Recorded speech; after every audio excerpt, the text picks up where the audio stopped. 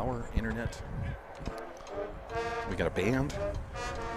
They're in Halloween costumes. Elmo's playing the trumpet.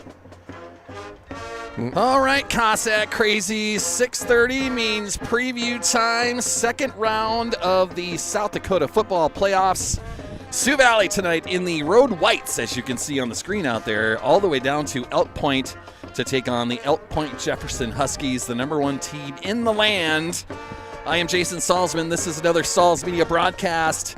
I've got my friend, Coach Carms, to my left. He's actually at the top of the bleachers on me, giving him a share tonight. I'll run the iPad from a little bit higher ground. But just the two of us. Coach Vincent got into a meeting. Wasn't sure if he was going to get out of it in time. If he gets here, he gets here. If not, Coach Carms and I will run the show and call it all. It's going to be a good one tonight, Coach Carms. Coach Carms, how are you, my man? Fantastic. We had a nice, lovely drive down here, dude. Nice drive, nice weather for a football game. And this, it's almost November. We climb up into the bleachers here. We get a fantastic look at a sunset just over the bluffs, as they call them down here. Coach Carms, other side of those bluffs, that's Nebraska, my man. Huh. Well, I'll be darned. Well, we're fun. We've got the little factoids just like that. We'll do that all night long. At the bottom of the screen, you can see the Elk Point Jefferson Band.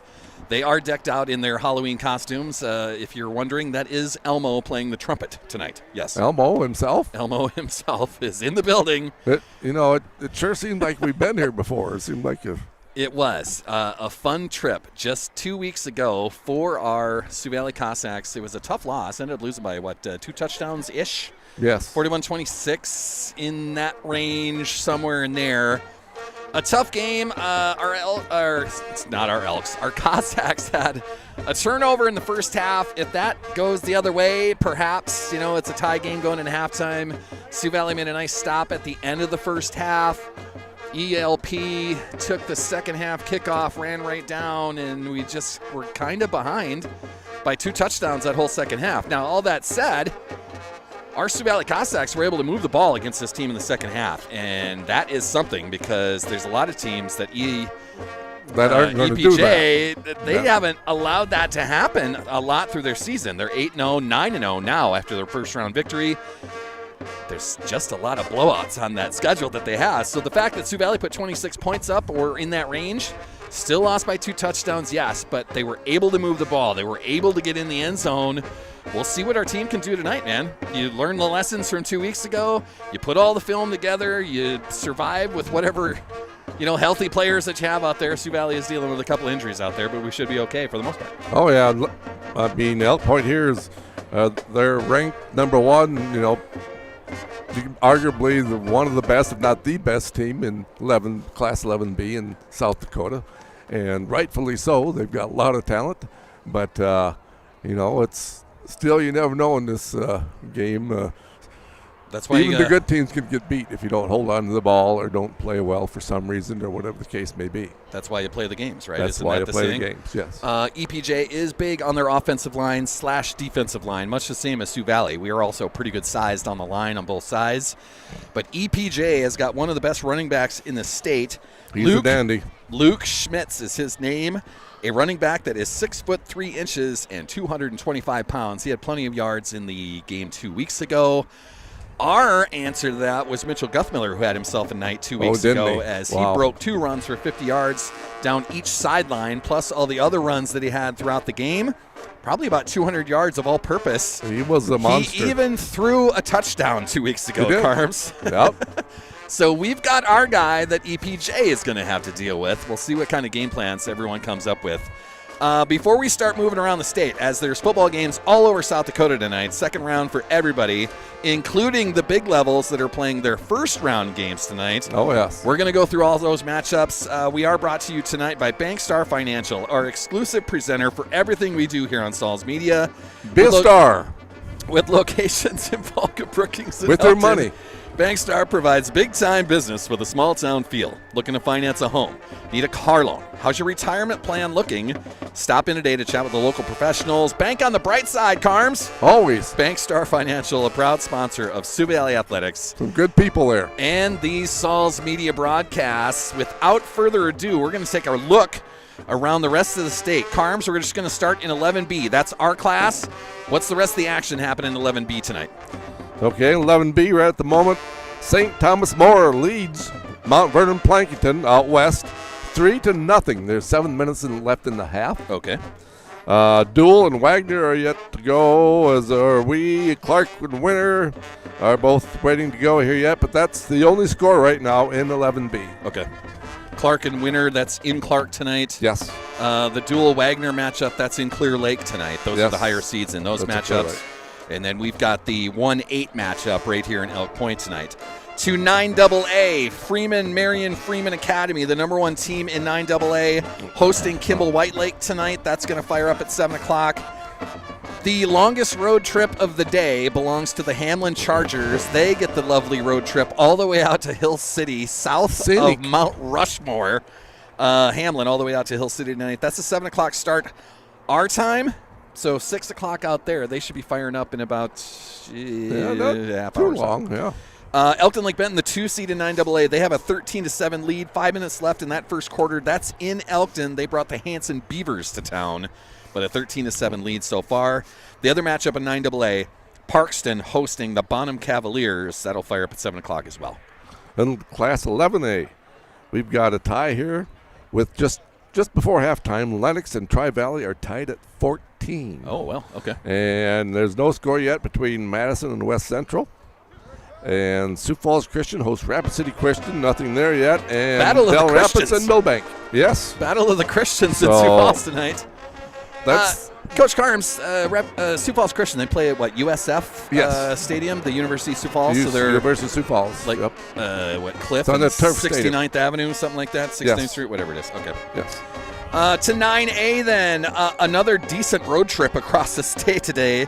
The Castlewood Warriors had the daunting task of taking on the number 1 seed in 9A, the Wall Eagles. Mm-hmm. That's another football field that's right along the interstate. Maybe they have bunkers that go by there as well. I don't know. Other 9A action, number 4, Phillip hosting Ipswich tonight. Number 2, the Warner Monarchs. They're hosting your Howard Tigers tonight, Coach Carms. And Alcester Hudson, another road that we passed, or another exit that we passed on the way down today. Alcester Hudson, the 3, they'll host Platte Geddes in about 20 minutes or so. In Class 11 AA, Yankton, number 1 Yankton leads Spearfish 6-0. That's with 7 minutes left in the first half. Pierre Riggs leads T-Area 14-0. That's in Pierre. That's in Pierre tonight. Yes, Pierre's ranked number 2. Heron and Brookings, there's the 3-4 matchup. They're just getting ready to start. And Sturgis Brown and Watertown are just getting ready to start. Yeah, that Huron-Brookings matchup is because that was the end of the regular season just a week ago. Brookings gets the win over the top-ranked media poll Huron Tigers. It forced Huron into the 2 seed. Yes. Maybe they're a little bit angry about that, and the reward for Brookings is to go right to Huron and play in them back-to-back weeks. Might be a little revenge there, maybe? That moves us to 9B tonight. Del Rapids St. Mary's, the number 1 team in that class. Already a victory tonight. They beat the Jaguars of Corsica Stickney 56-6 already tonight. Ouch. So Del Rapids St. Mary's on to the semifinals in 9B. Falkton and Sully Buttes, that is a rematch from the regular season. That was, what, a double overtime, something. It was close. In Falkton. Yeah. So that game will fire up here in about 20 minutes. The number 2 seed in 9B, the Avon Pirates hosting Sioux Falls Lutheran tonight. And our friends in Coleman-Egan got the 3 seed in 9B. They will host Harried Selby area, and that game is... I don't believe that scoreboard already. It says there's 4 minutes left in the second quarter, but scoreless tie? I don't believe that one at all. I don't think that one's updated correctly. 11 AAA, the big boys here. The big fellas. Number 1, Sioux Falls Lincoln beat Rapid City Central 60-21. Oh, okay. Big game. Harrisburg with 9 minutes left in the first half. They're number 5. Their lead, number 4, O'Gorman, 10-0. Okay. Brandon Valley has a big lead on Sioux Falls Roosevelt, 35-0 just before half. And Sioux Falls Jefferson, they're number 3. And Sioux Falls Washington are yet to get going. Getting an update from one of our fans. Mount Vernon Planking 8-3 over St. Thomas More right now. That's on Rapid City. Wow. The Titans making a play against those St. Thomas More Cavaliers. Yes. That is fun. We'll do a lot more updates on football across the state when we get to halftime of this matchup right here. But we'll save the rest of those updates for that. I think we'll move to volleyball as our Sioux Valley Cossacks are going to host the Regions semifinal, if you want to call it that, first round of Regions, whatever you want. Florence Henry coming to town. The Falcons coming to town for Sioux Valley Volleyball. That'll be Tuesday night at the Cossack Center. The rest of Region 2A action on Tuesday. ELB gets the trip up to Watertown. They'll go play Great Plains Lutheran. Hamlin will host the Dual Cardinals on Tuesday night. And then Sioux Valley gets Florence Henry. The number 1 seed in the region, Clark Willow Lake, they will wait the winner of Great Plains Lutheran and Elkton Lake Benton. Hamlin Dual, Sioux Valley, Florence Henry, those winners play on Thursday night as well. So Clark Willow Lake gets the first round bye. Sioux Valley's coming off 2 nice wins in a row here, Monday and Tuesday. And so they're just kind of, I think they're ready to play. 16-11 on their season now. The last matchup on Tuesday in Elkton, a win over Elkton Lake Benton. It was win number 300 for Coach Jill Vincent. We had a fun celebration with her. The girls brought a banner out, took some pictures out there. A lot of fun for Jill Vincent. But we missed her dance, though, afterwards. We did miss the dance. The volleyball team likes to have a lot of fun. They were bringing out the Sexy Dexy, the sack dance from the NFL. And somehow they talked the head coach, Jill Vincent, into doing it. We'll have to see if we couldn't turn the camera quick enough. We didn't know what was happening. We'll have to see if we can get a replay of that here Hopefully. at home. Hopefully, against the Falcons of Florence Henry. We'll just tell them to dance, and then we'll get it off. So we'll see what happens with that. But congrats to our Cossacks. On to the postseason in volleyball. Now, when we were here at Carms 2 weeks ago, we kept a running count on the amount of honkers that go by. Not the geese. Not the geese, the actual honking cars that roll by this stadium. As you can see on the video, there is a football field here. There is a track on the other side of our sideline. Then there's some evergreen trees and a ditch, and I-29 is right there. So you could literally throw a football to the northbound traffic on I-29. They see the lights, they see the football game going on, and some of the people like to honk. So we got to 6 2 weeks ago. 6. So we'll see if we can beat that. We had a tally of 6, so we'll see if we can beat that tonight. Our Sioux Valley Cossacks, you can see them out there as well. They're in their road whites with the navy blue pants tonight, navy blue helmets at the same time. EPJ, all black with the blue helmets tonight. So the Huskies going with a blackout theme tonight. I believe for our student section at the same moment, it's a blackout theme for our student section. That was on Instagram today. Sioux Valley Sideline likes to put that and announce it and try to get, some. I missed that memo. You didn't get that memo? Well, no. I mean, we're all in dark colors, so we're almost there. Yeah. It's a beautiful night here in Elk Point. You could see the sunset kind of just after it happened. And when we turned the video on, you can still see the remnants of it. That ridge that's over there, Nebraska's on the other side. But we've got, I think it's, 52 degrees-ish game time? Oh, yeah, still pretty nice. Just a little breeze. We'll be in the 40s once the game starts rolling on, hourly low 40s by the time it ends. There is a light breeze coming out of the west, but it's not like it's a South Dakota summer day where it's 20 miles an hour, 30-mile-an-hour gusts. We don't have any rain. We don't have any snow. We don't have any bad weather. There's no bugs out here. Coach Carms, this is the second round of the playoffs at the end of October, and we've got perfect weather out here. And no snow. No snow. We're going to love it out here. What's up with that? I'm getting a text. I believe that's from our partner in crime saying he's not going to be able to make it. He didn't get out of that meeting early enough, but he will be tuning in. Have a great call. Bill Vincent will be watching us from the man cave in Volga, which is fine. That's kind of the idea. Bring this show on the road.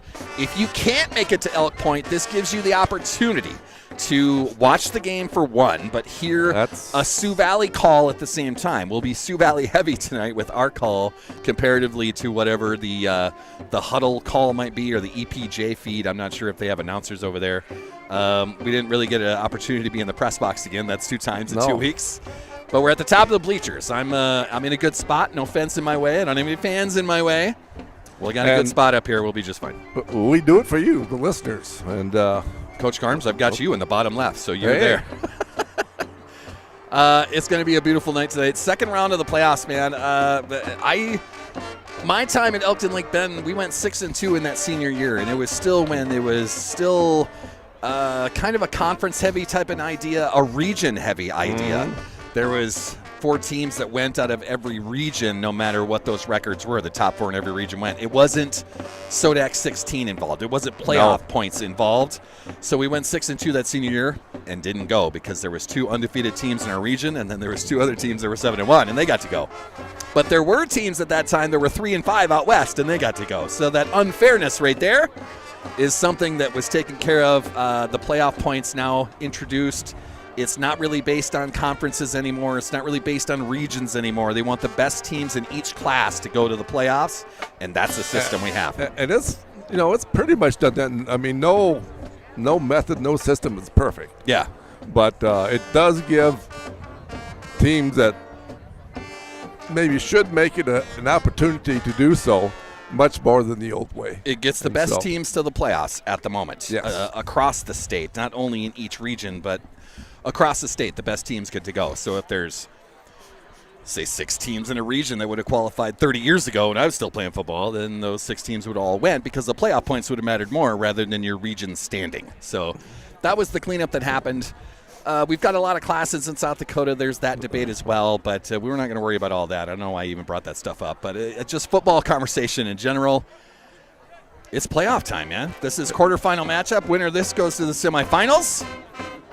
If Sioux Valley would win this, let's say we knock off the number 1 team in the state tonight.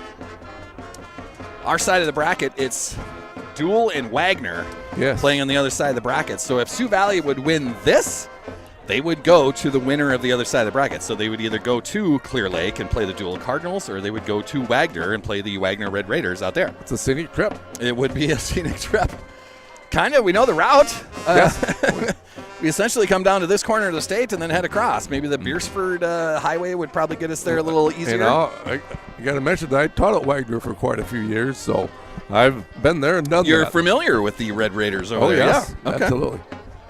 Carms, you are just I'm a old. knowledgeable fellow. I've been around. All spots. The Howard Tigers, Sioux Valley, the Wagner Red Raiders. Talented on all sorts of levels. So we've got about 10 minutes before we roll this up. So we're going to thank another sponsor here and go through some starting lineups that we have. Now, I had the starters from 2 weeks ago. Should be pretty close to our starters that we have tonight. Starters tonight brought to us by CC's Bar and Grill, a fantastic spot in downtown Volga. Amazing Chislik burgers, chicken, and more.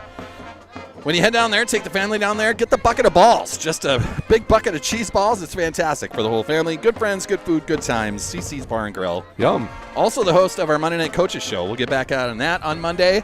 That's always a lot of fun. We'll have a lot of conversations with a lot of different sports and a lot of different players and coaches. We'll talk about it all, and we'll do it at Monday night on CC's Bar and Grill. And we've got a new sponsor, do we? We do have a new sponsor. Joining on today, Craft Chop House and Lounge said yes today. I don't know if you've ever been to Craft in the middle of Brookings. They're right off of 6th and Maderi. It's the old Godfather's building that they remodeled and put in. They used to be Craft Italian Fusion. They decided to go with a Chop House and Lounge as their name. Fantastic entrees. They've got great pastas in there. They make their own cheesecake. That's the dessert you could try there. They've got a Sunday brunch that's incredible at Craft. Yeah, just a fantastic restaurant, man. So I'm glad that they're on board. They'll be part of the basketball seasons that are coming up, softball in the spring, whatever baseball we do through the summertime. That's not even you involved. You get to watch that. But then they'll be involved with football and volleyball next school year as well. So they're on for 12 months. Fantastic. We'll revisit it in 12 months. But thank you, Kraft, man. Jesse Davis and friends. Great restaurant in Brookings. They're on board. So we'll bring them on, and we'll let you know all about it. It's getting close to that time. Starters brought to us by CC's Bar and Grill. Starters for the EPJ Huskies. Number 1, Anthony Tatro. He's a senior wide receiver, 5'10", 160 pounds. Number 2, Aiden Hammett. He's a sophomore tight end, 6'3", and 190. In their backfield, Bo Schmitz, a senior running back. He's 5'8", and 165. He's the speed man around the corners, at least from 2 weeks ago. He's the dash man. Yeah. Their quarterback is Levi Hansen. That's number 10. He's a junior, 5'11", 175 pounds. And maybe the best running back in 11B, number 40, Luke Schmitz. So there's 2 Schmitz in that backfield. Their names are Bo and Luke. Bo Luke Duke. Must be. Number 40, Luke Schmidt's a senior running back. He's 6'3" and 225, and he is a load. He'll be fun to watch tonight as well. Number 44, Charlie Sewing, a senior tight end wide receiver. He's 6 foot 210. On their line, number 50, Addison Peterson. He's a sophomore. Number 51, Andrew Quiet. He's a junior offensive lineman. And then Jace Shatswell, a senior offensive lineman.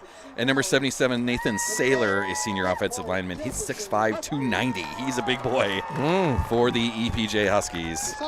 So that is the starters for EPJ. I think we're going to send this down to the public announcer. He's going to do starting lineups out there. Then we'll do a Star Spangled Banner, probably played by our EPJ band down there. And then we'll be right back here with second round action. South Dakota football playoffs. Carms, are you excited? Don't go anywhere. We're getting ready to just take off. You heard it right there. Don't go anywhere. Cossack Crazies, second round playoffs. Cossack football coming up next. Starting on the defensive line, a junior, number 77, Wyatt Nelson. Another defensive lineman, a senior, number 56, Andrew Gunderson. Another defensive lineman, a senior, number 52, Drake Schmuck. The other defensive lineman, a senior, number 51, Preston Top. And one linebacker, a junior, number 25, Johnny Vermeulen.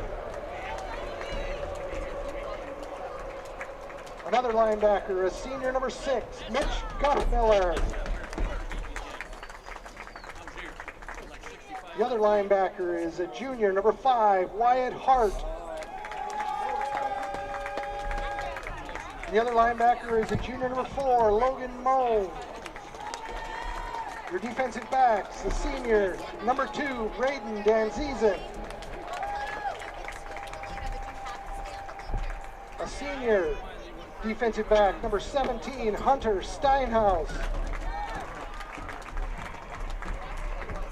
Your defensive end, a senior, number 9, Tobin Squires. The Cossacks are coached by Jordan Fast and assisted by Ben Glees, Jeremy Bachman, Jake Schneider, Adam Greenbuff, John Hart, Harrison Wagner, Cooper McDermott, and Tim Larson. And now it's time to meet your Huskies. The cheerleaders for the Huskies, Graceland Bruns,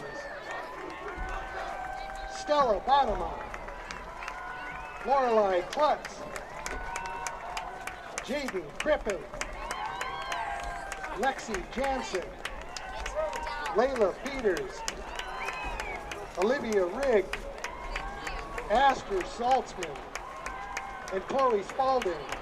The cheer coach is Shayla Lichtenberg. And now the starting defense, for your Huskies. And one defensive lineman, a senior, number 72, Jace Shatswell.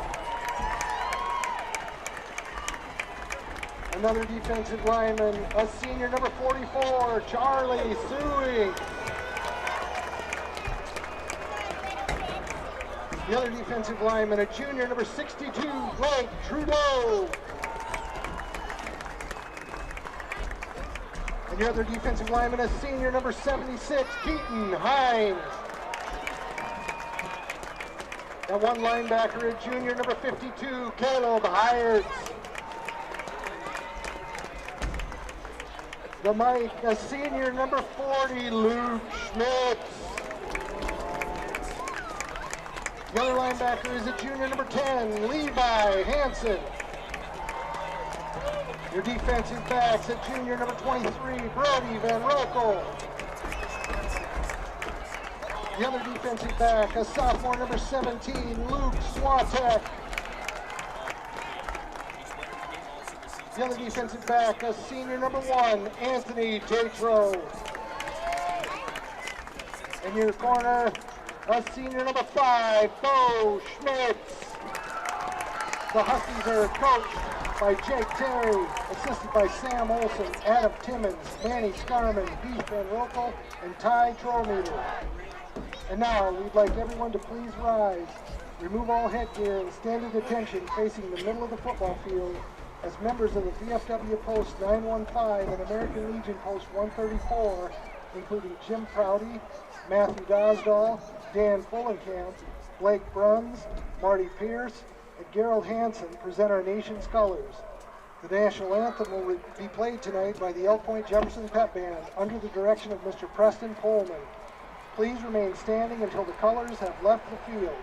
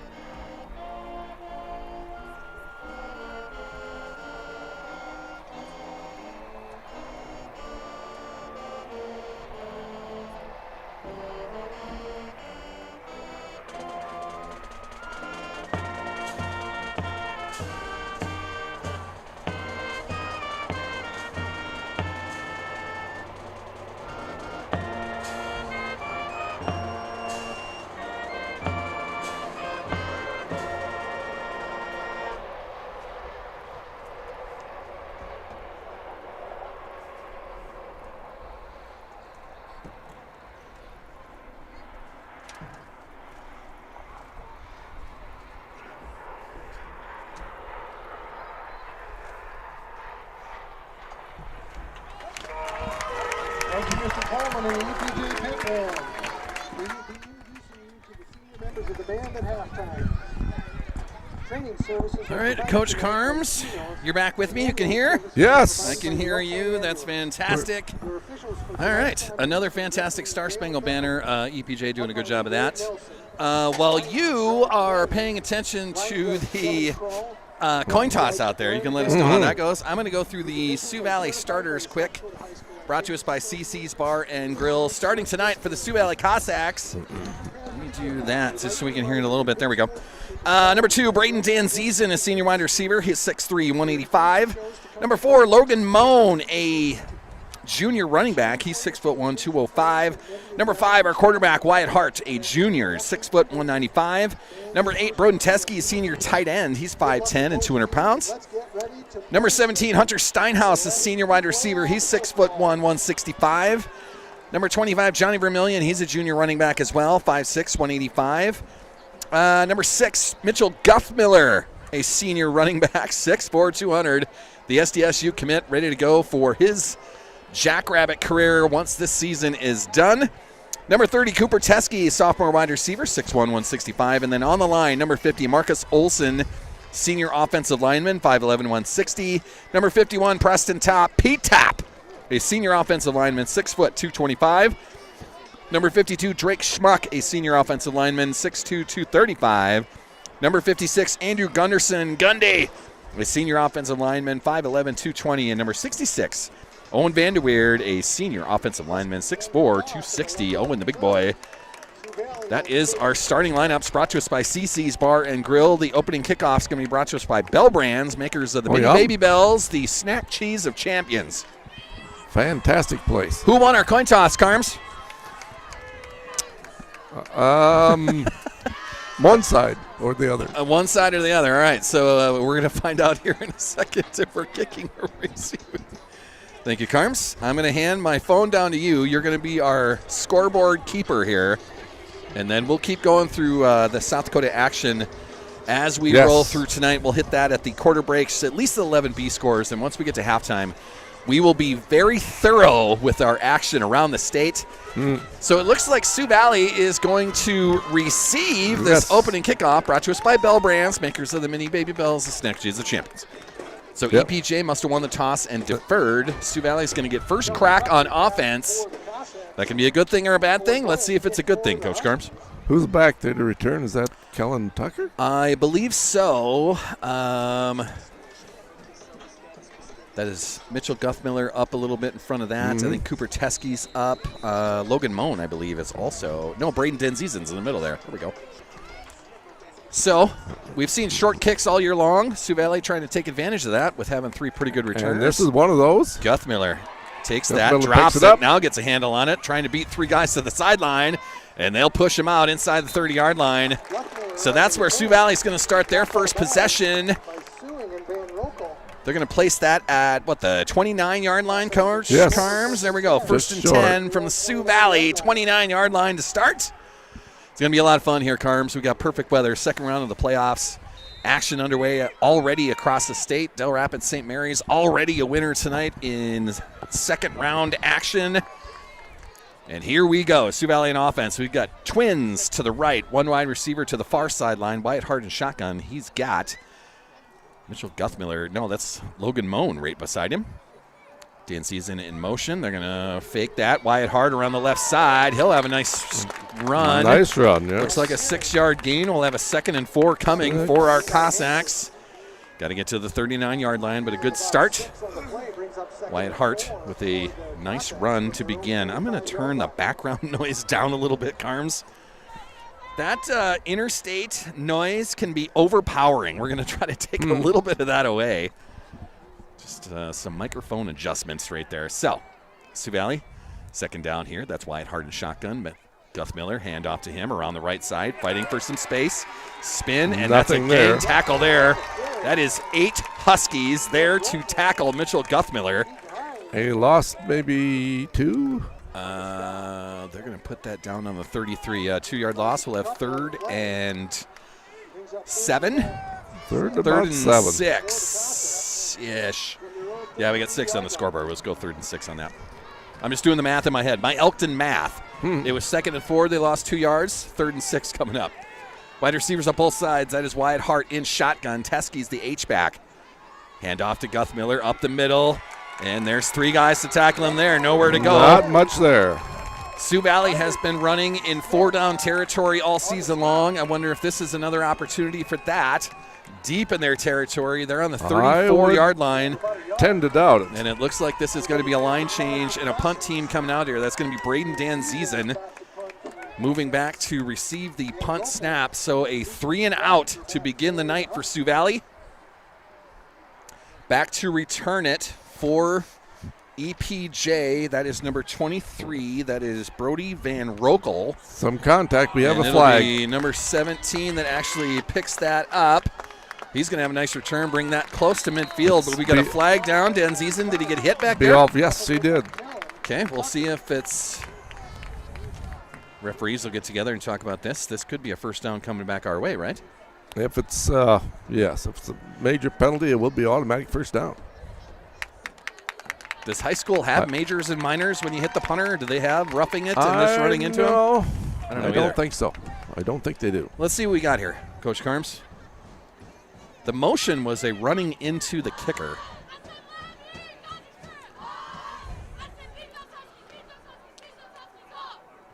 The contact with the kicker. Yeah.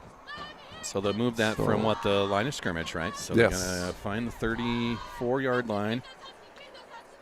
And it's running into the kicker is the call. And a first down. Well, there you go.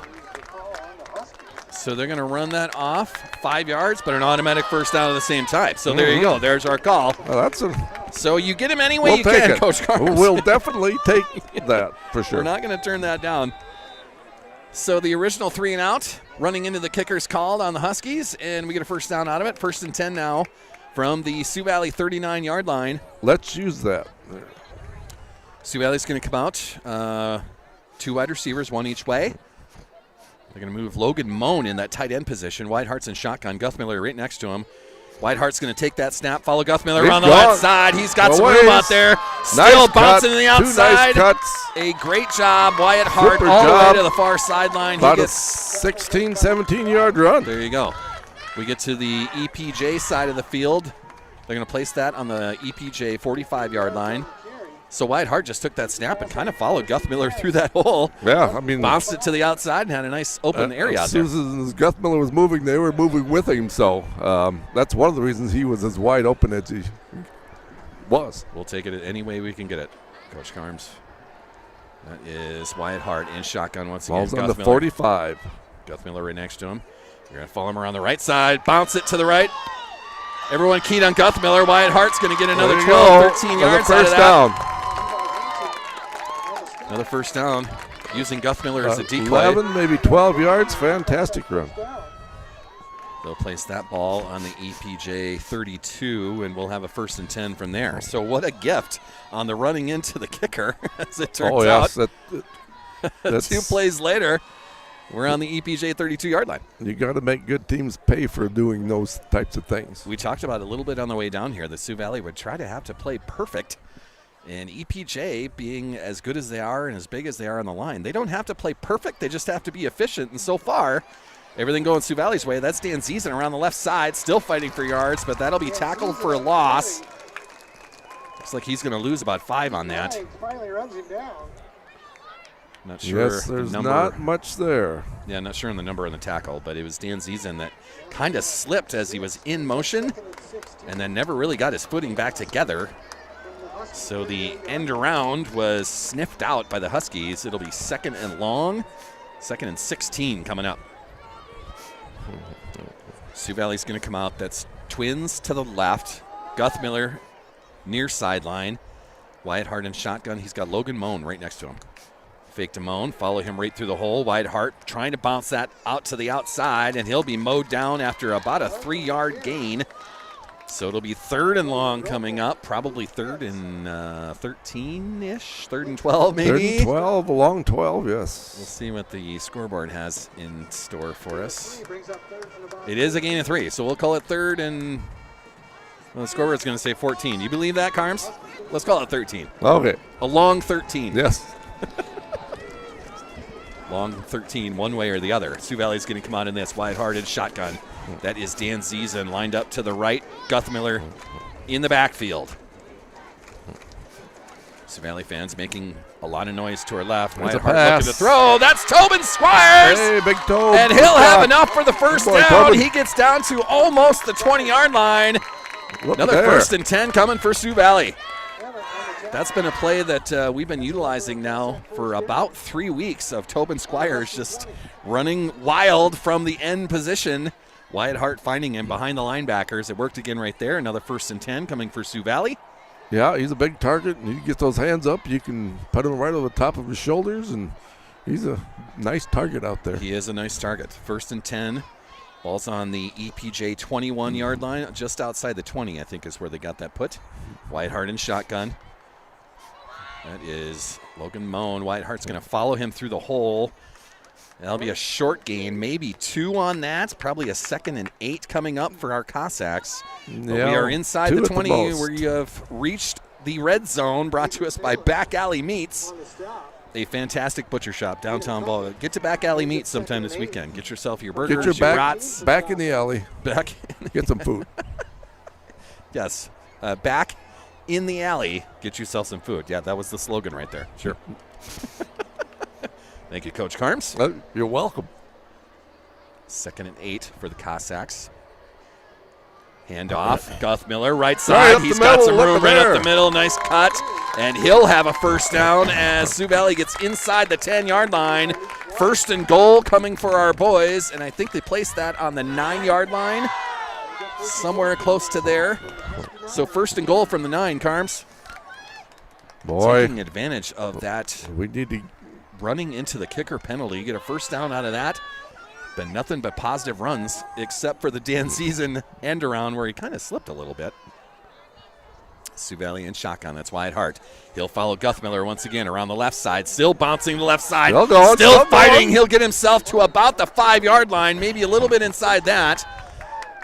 Like the referee's got him down at the 4, so it'll be 2nd and goal from the 4-yard line. Now they move to about the 3. 2nd and goal from the 3. The referees just kept moving on me, Carms. Yeah, he just kept turning the legs and got a couple extra yards. He followed Guthmiller through that hole and then bounced it to the outside, fought off a linebacker to start. Couldn't fight off the rest of them. So, 2nd and goal from the 3. Sioux Valley now. That is Guthmiller coming around the corner. Oh, sorry, that's Dan Season. Reaching the goal line. Touchdown, Sioux Valley. Dan Season around the right end. A 3-yard run for Braden Dan Season. He crosses the goal line and makes it a 6-0 lead here early in the first quarter. Take advantage of the penalty by EPJ running into the kicker, and they go right down the field and put 6 on the scoreboard. Those are the things you got to do if you're playing a good team, is to take advantage of these opportunities. Sioux Valley is going to line up for a 2-point conversion. That's Wyatt Hart and shotgun. Guthmiller behind him. They give it to Guthmiller around the right side. He's so fighting with the goal line, and he'll get there. Bounced off of the defensive end. Put it right up the middle, and it'll be 8-0 to start Sioux Valley. That's how you open up the second round of the playoffs on the road. Yes. Take advantage of a penalty and put 8 points on the scoreboard. Nice job right there. Sioux Valley with an early lead here. 4:30 left to go in our first quarter. First quarter tonight brought to us by GP Auto, a fantastic repair shop on the east side of Brookings, taking care of all your car repair needs. Oil changes, engine repair, tire replacement. Grant and Friends will get you back on the road. Located on the east side of Brookings by Dektronics. Call and schedule your car appointment today. GP Auto. Thank you for being a sponsor of Sioux Valley Athletics and the Songs Media broadcast. An 8-0 lead for Sioux Valley. Put the defense on the field and let's go to work, boys. Kicking for Sioux Valley, I think that's Brendan Moe. Am I getting that right? Yes. I believe so. Yep. That's what I want to say.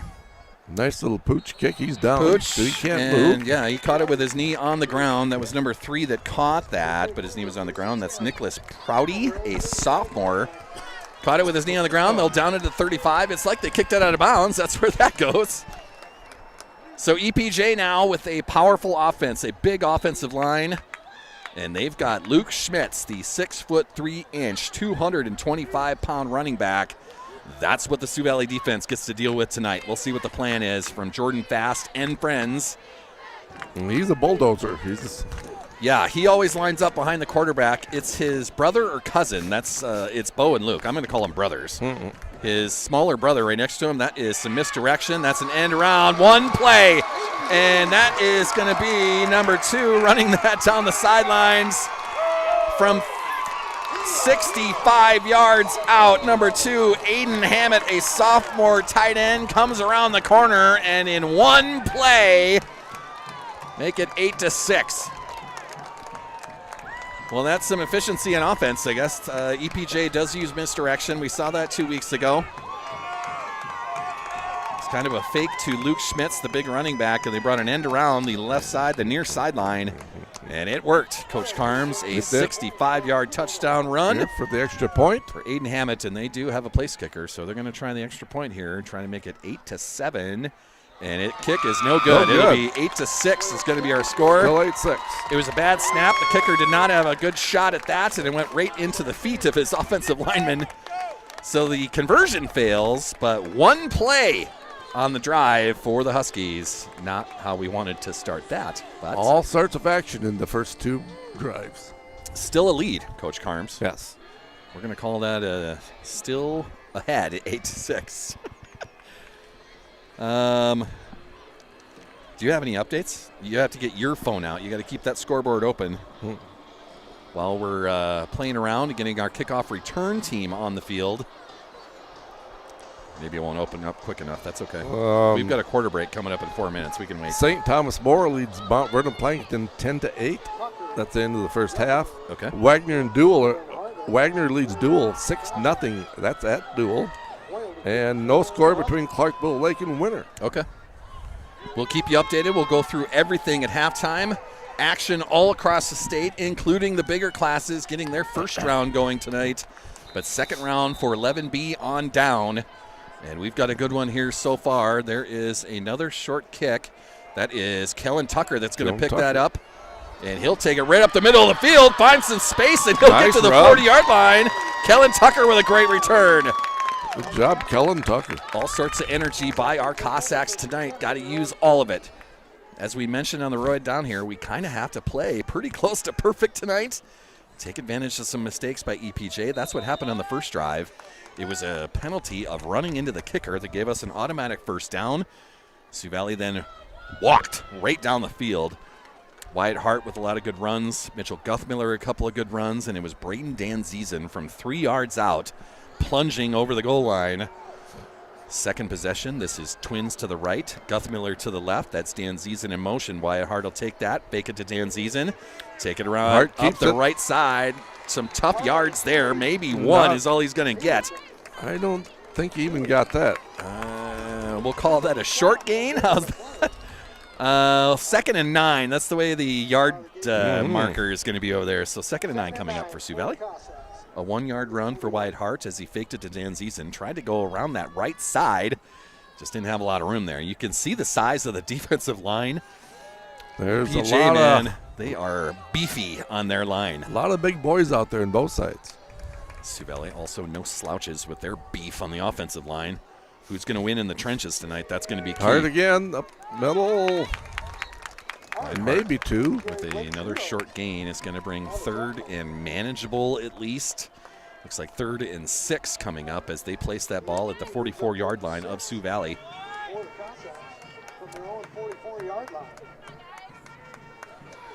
So big 3rd down coming up for Sioux Valley. No honkers so far tonight, Carms. No, not yet. You know, we tallied up 6 honkers 2 weeks ago. They're a little bit behind on the tally. And 3 minutes here in the first half that's left. First quarter. First quarter, yes. There you go. Come on, Carms. Hey. Stay with me, man. Wyatt Hart, shotgun, handoff. Guthmiller, he'll take it around the right side, spins. Tries to get closer to the middle of the field, but will be outside the hash marks. A short gain, and it'll be 4th and 3 coming up. They're going to put that on the Sioux Valley 48. We'll call it 4th and 2 officially. And it looks like they're going for it. Yeah, it's been 4-down territory all season long. They feel just much better doing it this way. Put it in their own hands. 4th and 2 coming up. Twins to the right. That's Logan Moan left. Wyatt Hart will take that. He'll follow Guthmiller up the middle, across the 50. Fighting for yards in the middle of the field. He'll get to the EPJ 40-yard line before he's finally brought down. A big gain of 12 yards on a 4th and 2 play, and keep that drive going, boys. Wyatt Hart has been running the ball really well here this first half. They get to the EPJ side of the field. It's at the Husky 41-yard line. A 1st and 10 coming for our boys from right there. Down to the 147 mark of our first quarter.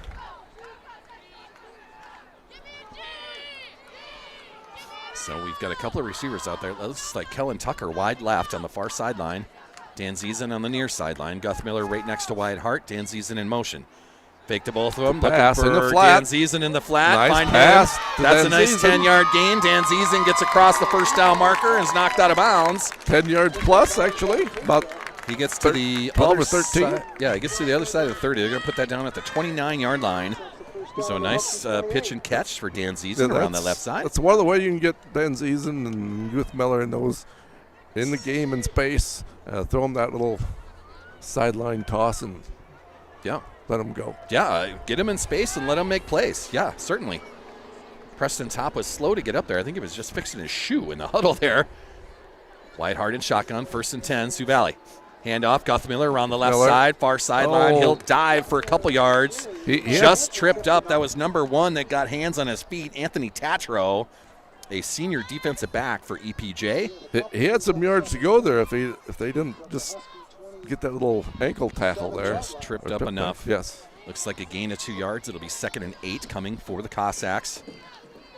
Guthmiller, you know, he's going to be the focus of every defense that we play now. It's tough yardage for him, but he's a big kid, a fast kid, a smart kid. They'll keep finding ways to get it in his hands. Twins to the right, one receiver far left. Wyatt Hart is going to follow Logan Moan. Now cut that back to the left. He's got room on the far sideline. Breaks another tackle. The ball's loose. Uh-oh. Did it roll out of bounds? I hope so. Oh, boy. I don't know. That ball came out on the sidelines. I think it rolled out of bounds. It must have been out of bounds, or he was out of bounds when he hit the... Yeah, you'd see the Huskies celebrating a lot more than what they are now, and also a flag on the play, so the referee's deciding on that. We've got a hold on Sioux Valley, so that will negate the big run by Wyatt Hart around the left side. He's running hard tonight, Carms. That's fun to watch. Oh, yeah, he's dialed in.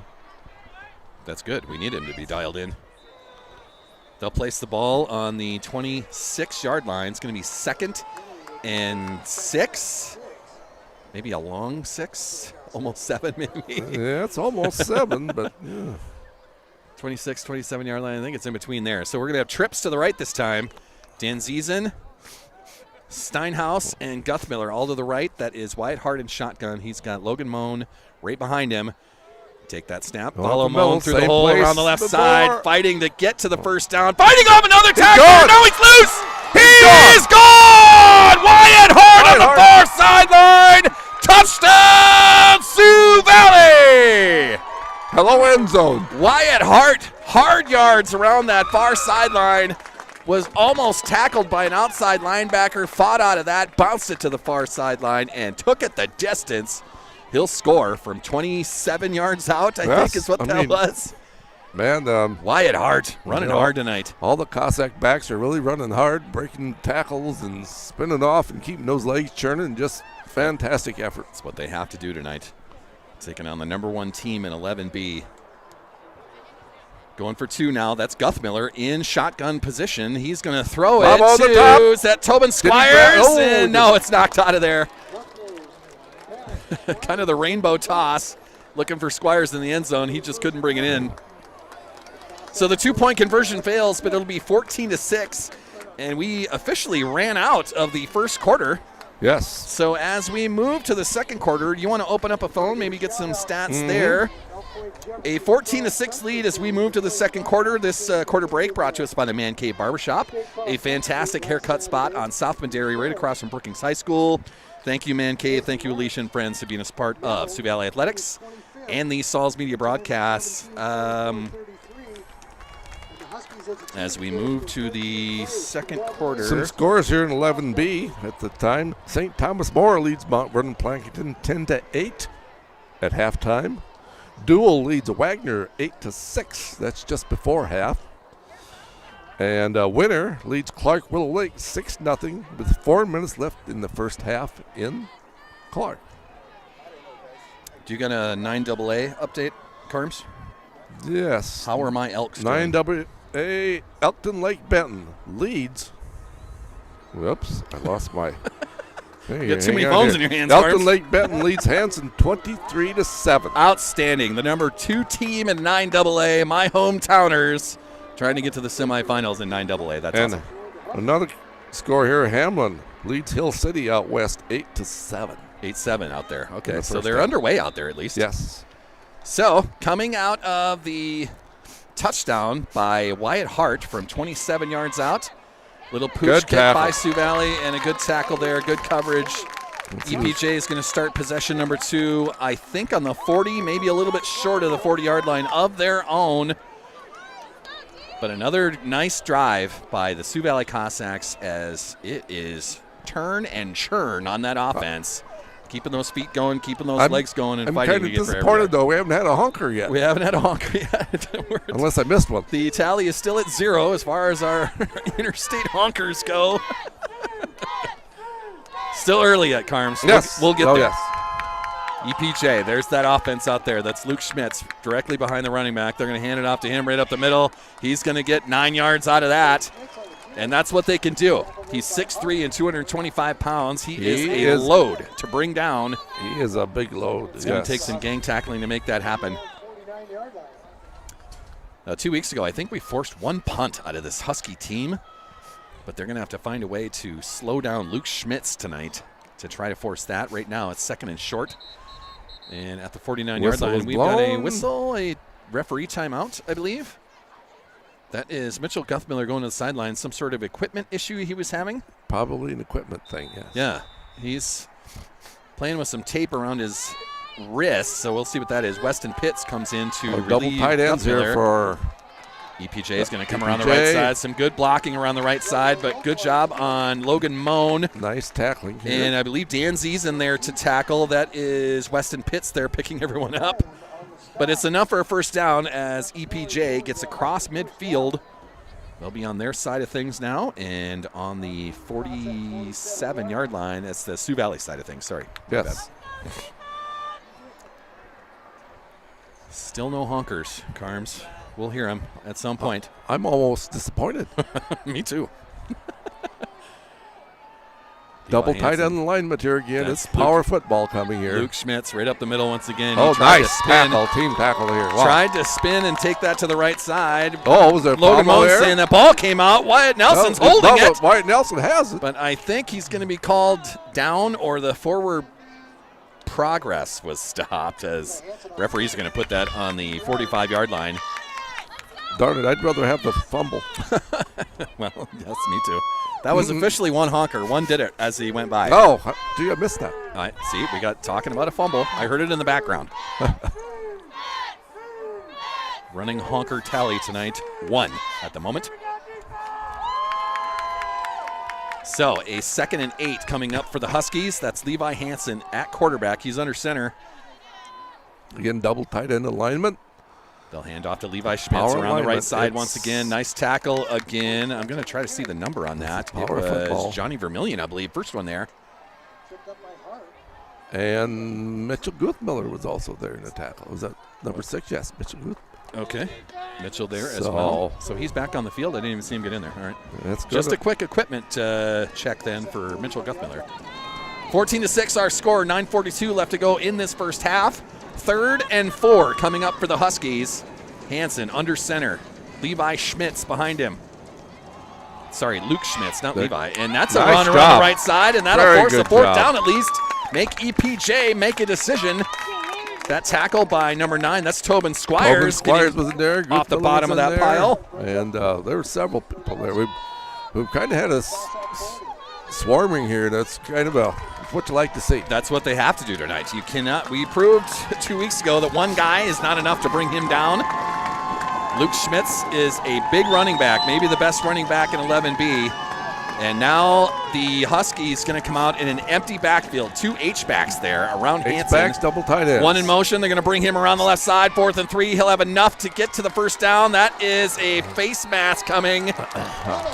As the only thing that he could grab coming in from that safety position, I'm not even sure who that was. That might have been Logan Moan. The only thing he grabbed was a helmet. The helmet was a call. It happens, yeah. That's face mask on Sioux Valley, so that'll advance that. He did officially have a first down. Got across the 45-yard line. That was enough for a first down, but they'll mark off 15 more here.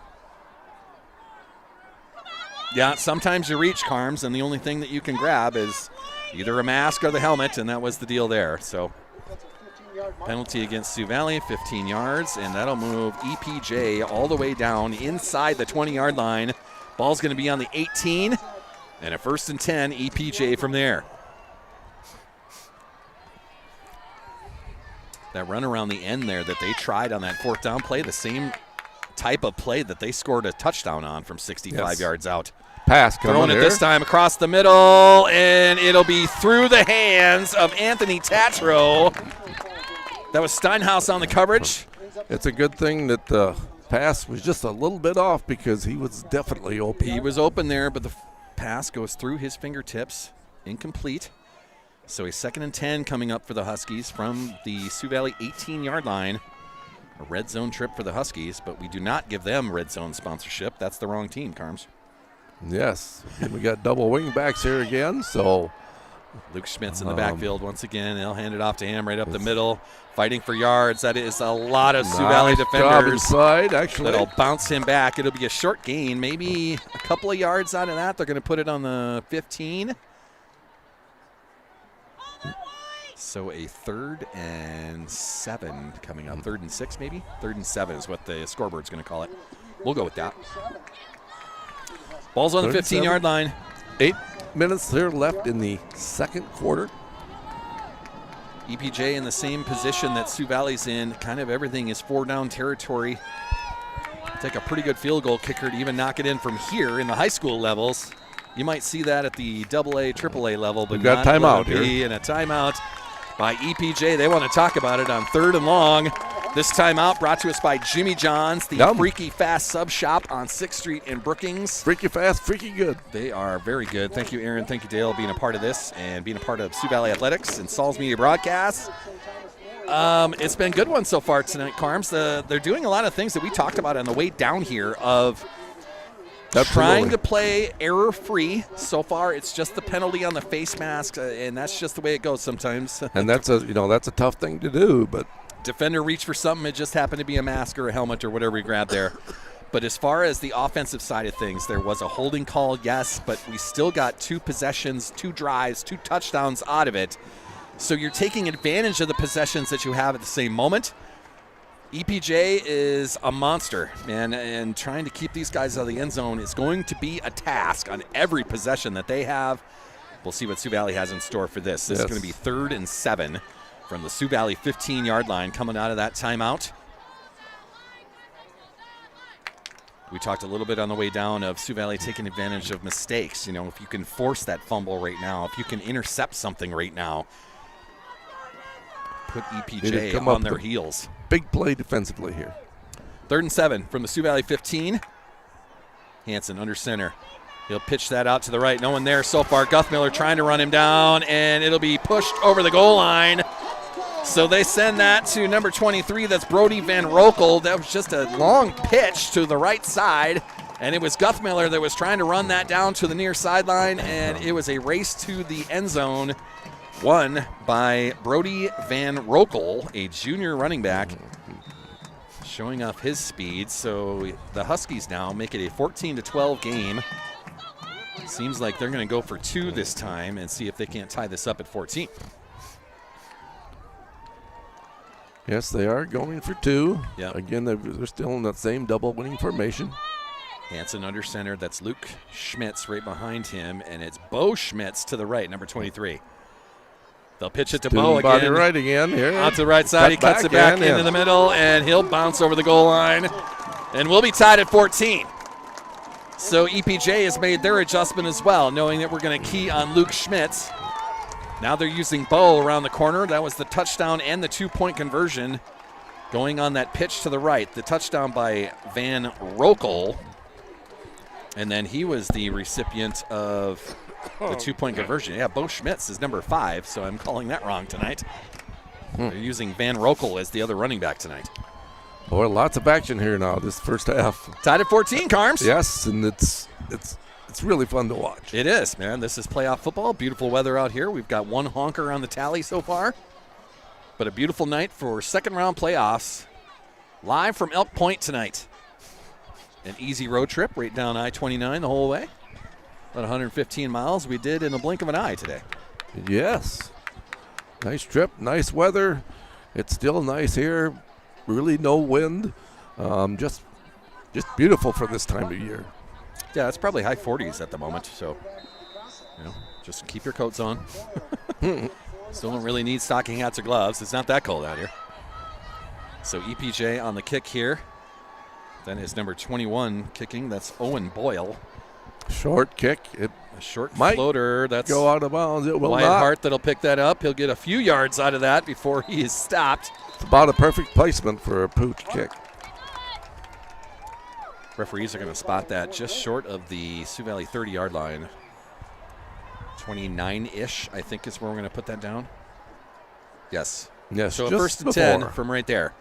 Sioux Valley 29, 70 yards away from pay dirt. See what we can do on this possession. This possession brought to us by Nick's Hamburgers, the legendary hamburger spot in downtown Brookings. Buy and buy the bag, Carms. Yes. Bag after bag. Sioux Valley first and 10. 1 receiver each way. It's Wyatt Hart in shotgun. Guthmiller right behind him. They'll hand it off to Guthmiller straight up the middle. He fights it to the outside. He's going to be brought down by about 4 Husky defenders. That was a nice job of kicking it to the outside and getting a couple more yards out of that. That was a tough run. We'll call that 2nd and 5 coming Yeah, up, it looks we're really like. pretty close to 5, yes. He got up to the 29 there, so 2nd and 5 for the Sioux Valley Cossacks. Excellent run, power run by Mitchell Guthmiller. Sioux Valley come out in twins to the right. This is Guthmiller on the near sideline. He's got Logan Moan, Wyatt Hart in shotgun. Fake to Moan, follow him through the hole. Take it to the right here. side. Nice Wyatt Hart Pat Hart. bouncing it to the middle of the field. And he'll be brought down close to the first down. Let's see what the referees have to say about that.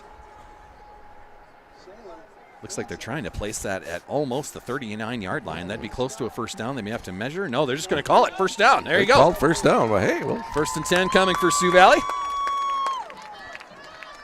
So Wyatt Hart takes that around the right side, cuts it back in the middle, and gets just enough to extend the drive. Sioux Valley now will come out with Kellen Tucker on the far sideline, Dan Ziesen on the near sideline. Move the tight end Squires to the right. Guthmiller's all the way back. Wyatt Hart in shotgun. Handoff. Guthmiller up the middle. He's got nowhere to go there. Not much there. A short gain, if anything. He tried to spin around to the right, but I don't think he got anything there. They're going to place that right back on the 39-yard line. It'll be 2nd and 10 coming up for Sioux Valley. And that's the kind of defense that Guthmiller has been seeing for about a month now. Yes, oh yes, sir. Like I So said, he's got watchers out there. need to try to get him in space with the ball and then let him go. So it'll be Guthmiller in the backfield, Wyatt Hart in shotgun, 2 receivers out there. That's Logan Moan that's in the H-back position. That's a handoff. Dan Ziesen, he'll take it to the far sideline. Still cuts going. around. Nice cut. Still nice makes cut another again. juke move, and he'll be 2 close nice to a cuts. first down himself. Braden Dan Ziesen, fantastic. So on the 2nd and 10 play, he's going to get to 8 yards. I think is where that referee wants to put that. Yeah, that's They will. They'll put it at the 47. It's going to be 2 yards short. 3rd and 2 coming up. Yeah, a little stutter step this way, a little stutter step that way by Dan Ziesen, and Yeah. the It's 8 just yards. what you talked about, Carms, getting Yes. guys in open space. Let them make a play out there. Having Guthmiller run up the middle and get tackled by 5 guys.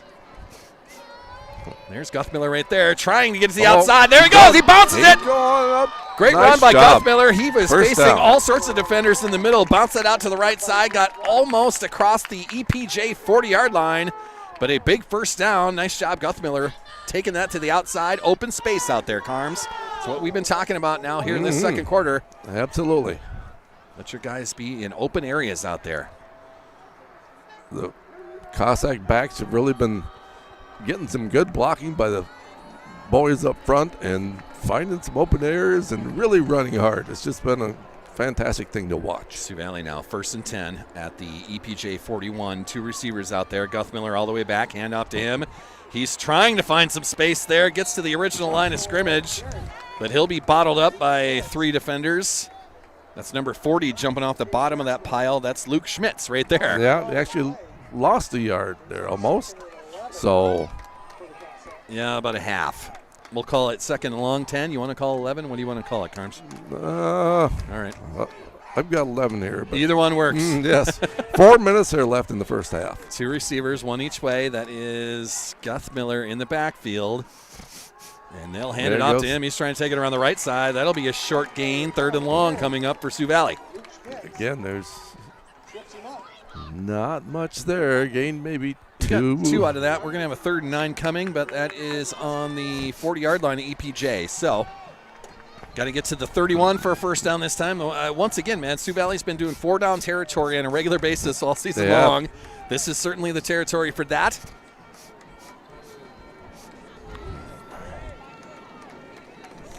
Fans making a lot of noise on both sides, using the metal bleachers as their noise makers. You can hear the thunder. That's Wyatt Hart in shotgun. Logan Moan right next to him. He's going to follow Moan up the middle. Wyatt, Got there you 5 go. yards, fighting for more, trying to spin out of that, but he'll be tackled by a couple of linebackers out there. So it's going to be 4th and manageable, 4th and 1. No, 4th and 4 coming up. Fourth Sorry, and Carms. about 4, yeah. Sorry, Carms. I'll try That not was to a- confuse you. Again, a really nice run by Wyatt Hart. I just 4th and 4. They're quick to the He's- line, trying to get EPJ in a little bit of hurry-up mode. Trips to the left. Guthmiller to the They're right. Spread out. Wyatt Hart, Logan Moan in the backfield. Wyatt Hart looking to the sideline, trying to get the correct play. And we might run this play clock down and get a timeout out of this since we're not moving at all. That could be the plan as we're getting down to the 2.5 minute mark. Yeah, it's timeout Sioux Valley. This timeout is going to be brought to us by Buster's Auto Brokers, right on the corner, right on the price, right in Mitchell. Thank you, Buster, for being a part of everything that we do here on Sauls Media and the Sioux Valley Athletic broadcasts. Another timeout. We've got 2:23 left to go. Carms, you got to let your clock catch up to that. Yes. 2:23 left to go. We're tied at 14, Carms. The ball's right there on, the 35 and about 4th and 4. So Yeah. a big play here with 2:23 to go here. It is. Jordan Fast and friends. They In the wanted first to have the correct lineup out there, the correct formation. Come up with a plan. Let your boys talk about it. Get their breath. Get some water in at the same time. All things are good. We're pretty close to the halftime show here. That'll be brought to us by Hillsource Chiropractic, sponsors of our Hillsource halftime show. We'll do a little rundown and do all the stats that we can have in our heads. We're not going to get any stats from the scorekeepers up here. And we don't have our third man on the broadcast writing things down for us, so it's all in our heads. A couple of good touchdown possession drives. EPJ's answered them twice. One of those drives was a one-play, 65-yard run. A first down here would be huge. It would be. Sioux Valley after the timeout. Kind of the same formation. We're doing trips to the left. That's one receiver to the right, and it's Logan Moan in the backfield, Wyatt Hart in shotgun. He'll take that snap, looking to throw it. Now fakes that, takes it around the right side, and he'll be will not make it. Stuffed. He gets across the 45, and then he's brought down. That's Levi Hansen, the quarterback on the other side. That will turn the Cossacks over on downs with 2:19 left to go in this first half. Now, Sioux Valley has got to keep the Huskies out of the end zone. Now, we've talked about the Belichick double quite a bit. This is that opportunity right now as EPJ is going to receive the second half kickoff. So Yes. they get the ball to start the second half. You do not want to see them score right now and then take that opening drive of the second half and score again. That's a 2-touchdown difference in a hurry. Bill Belichick and the Patriots won a lot of games for 20 years with Tom Brady doing that. Here's a pass. This is a throw. That is a Coming wide down open the field. receiver, middle of the field. Logan Moan's trying to run him down, and he will fail. That is a one-play drive again from 66 yards out. That is Aiden Hammett on the reception, and it is a touchdown by EPJ. One play, Carms. Yes. They have done that a couple times in this game already. So it's 20-14, 2:08 left to go in this second quarter. They score in a hurry. Now it's up to Sioux Valley to match that before EPJ gets the ball to start the second half. 66-yard pass and catch for a touchdown. Levi Hansen to Aiden Hammett right on the far sideline. And they'll try the extra point, and it will be no good. Wide to the right. So it'll stay 20-14, a lead by EPJ, the number one team in the state, showing why. That is 2 touchdown drives that have been one-play drives. A 65-yard run to open up their possessions, and that is a 66-yard touchdown pass. After turning the Sioux Valley Cossacks over on downs, that's what EPJ can do, man. That was a really, really well-run, executed play, too. It was done very well. Yeah, it was a good throw. Hammett did a good job of running that down. As much as EPJ runs the ball, I think we were kind of expecting that. So a nice play call by the Huskies. They take advantage of that, and another one-play drive. Scores here, 9AA. Elton Lake Benton, 37. Hanson, 7. Start of the fourth period. They're running away with it, Carms. Number 3, Parkston leads Bonham, 16-0. Freeman Academy leads Kimball White Lake, 36-0. And Hamlin still ahead of Hill City, 8-7 before the first half. Kick a little longer this time. That is Dan Ziezen that'll bring that in. He'll take it right up the middle, get across the 30 up to the 35, and that's where he'll be cut down. So Sioux Valley, with 2:03 left to go in this first half, now have a possession here to try to tie this before EPJ is going to get the first possession of the second half. trying to keep pace with that high-powered offense, who can throw the ball now, apparently. So Sioux Valley now 1st and 10 from their own 35. Wyatt Hart's in shotgun. Guthmiller behind him. It's Twins to the left. Handoff. Guthmiller, nowhere to go there. He's going to be tackled for a loss, still fighting. And I think they'll bring him back to the 30 is where his forward progress was stopped. Nowhere to go, man. They're going to key on that. That's great penetration by the defensive line there for EPJ. Yeah, he had 3 guys on him before he got to the line of scrimmage. It's going to be a loss of 6 officially. That's back on the Sioux Valley 29-yard line. So a 2nd and 16 coming. There was no place to go. Minute and a half left. Sioux Valley comes out, 4 receivers out there, 2 each way. That is Wyatt Hart in shotgun, Logan Moen behind him. Wyatt Hart's going to take that snap, run up the middle. He'll get 1 yard out of that, maybe 2. They're going to put it at the 31. So a 3rd and 14 coming for the Sioux Valley offense, deep in their own territory. And I believe a timeout. We have a timeout. EPJ take that? They must have. Yeah. Yeah, I believe EPJ's so. got 1 timeout left, so they took that. Trying to stop the clock and give themselves an opportunity. This timeout brought to us by Tropical Smoothie Cafe, a fantastic smoothie spot on 6th Street in Brookings. Thank you, Ann Park, for being a part of these Sioux Valley broadcasts. Tropical Smoothie, delicious smoothies, craveable wraps and sandwiches, and savory sides. They are the sponsor of our Player of the Game on the girls' side of things. So the volleyball and basketball and probably softball. We're going to try to add someone else into that too. But Tropical Smoothie is sponsor of our volleyball Players of the Game and girls' basketball Players of the Game. Thank you, Tropical Smoothie. Are they closed yet? Are they, if we stop by after the game? We can try. I don't think they're open at the moment. Might not succeed. Yeah, that's called break-in and entry. Let's not do that. After the timeout, Sioux Valley's going to come out. 3 receivers. Wyatt Hart looking to throw it this time over the middle, and that'll be an incomplete pass as it kind of went over the head of Guthmiller and inside of where Dan Ziesen was, so not the best throw. And that'll force a 4th and very long, and the punt team's coming out for Sioux Valley. Not able to do anything in that possession. 1:13 left to go in this first half. Dan Ziesen back to punt. Yeah, you can't let them have the ball here if you don't make the 4th down. Back to receive this punt. This is Luke Swatak. And then Brody Van Rokel, and it'll be Swatak that picks that up. Needs some coverage here. And he's going to be bottled up in a hurry. He brought down around the 36, 37-yard line. Pitts. Weston Pitts there. Patrick Qualley there.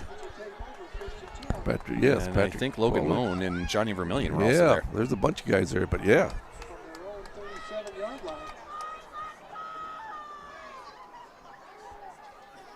Only 1 honker so far. That's all I've heard tonight. Only 1 on the tally. Yes, must be. Sioux Valley on defense now.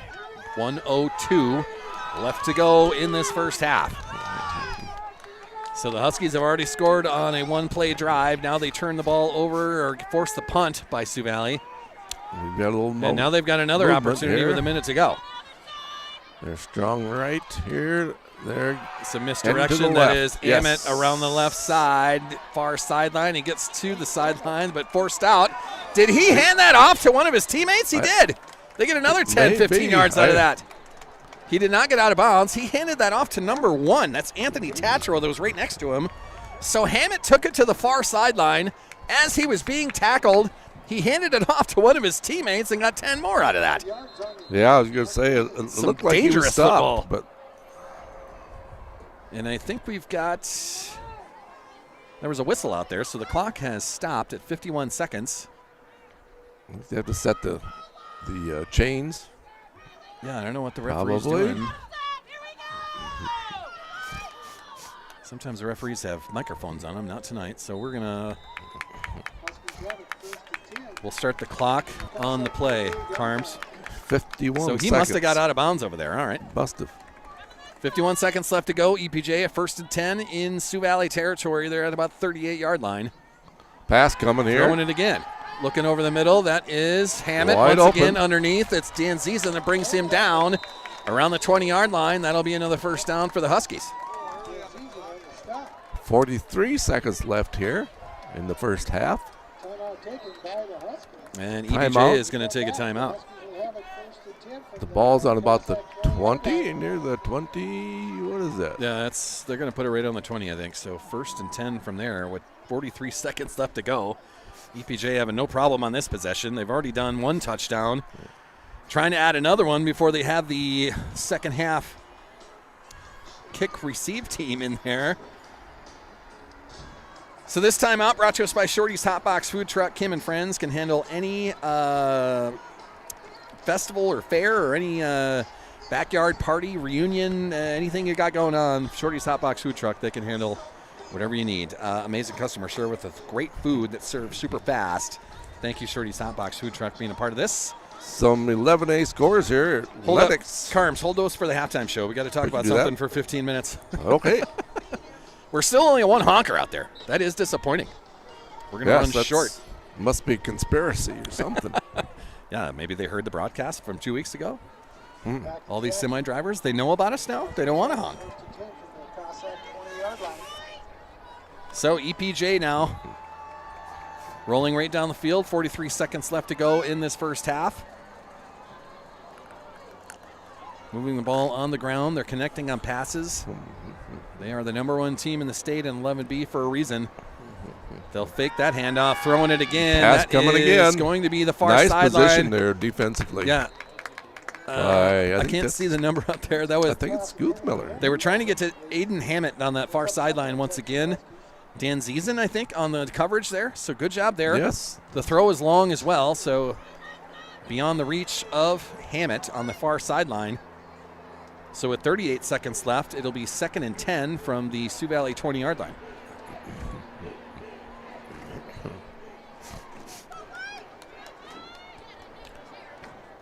We need to keep him out of the end zone here with 38 seconds left. That would be ideal.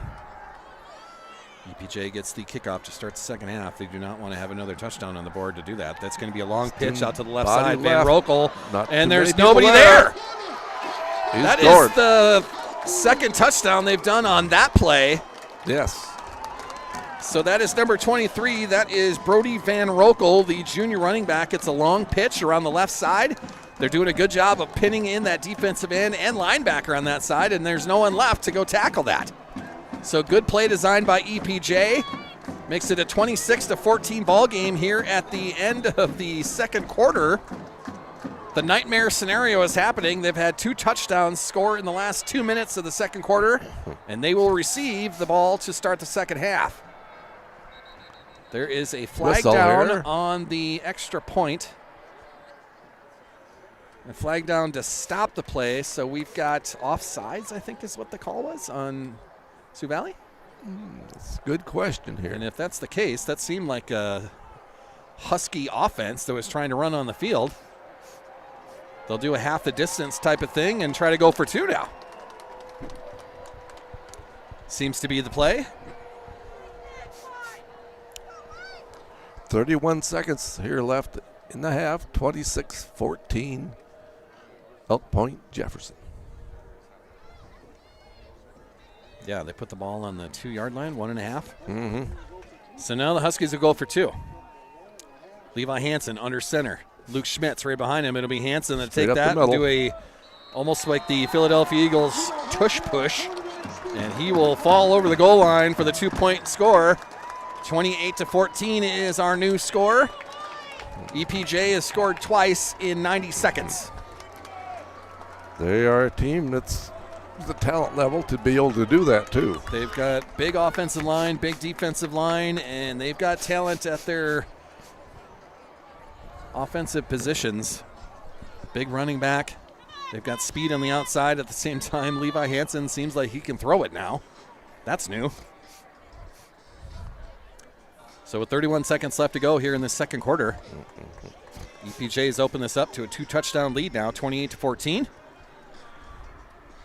And they will kick off to our Cossacks with Guthmiller, Dan Ziesen. Wyatt Hart, and it's Kellen Tucker all the way back.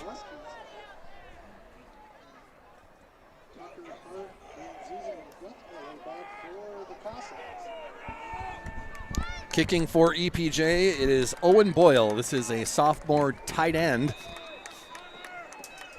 doing the kicking duties for the Huskies.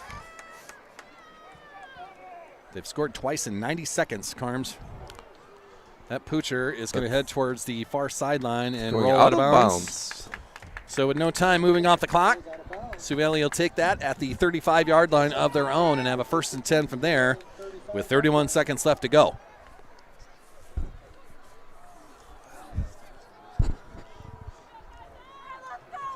Sioux Valley's.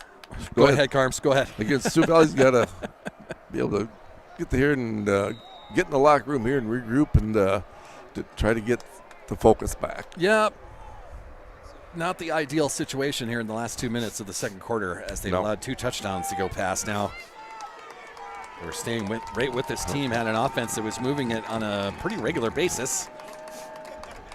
But now find themselves down 2 scores. Wyatt Hart takes that shotgun pass, the throw to Squires over the middle. He'll have enough for a 1st down. Good job, Tobin Squires. Gain of about 12. Pitch and catch. The clock will stop while they reset the 1st down marker. They're in hurry-up mode, and Wyatt Hart is going to spike that to stop the clock. 22 seconds left to go.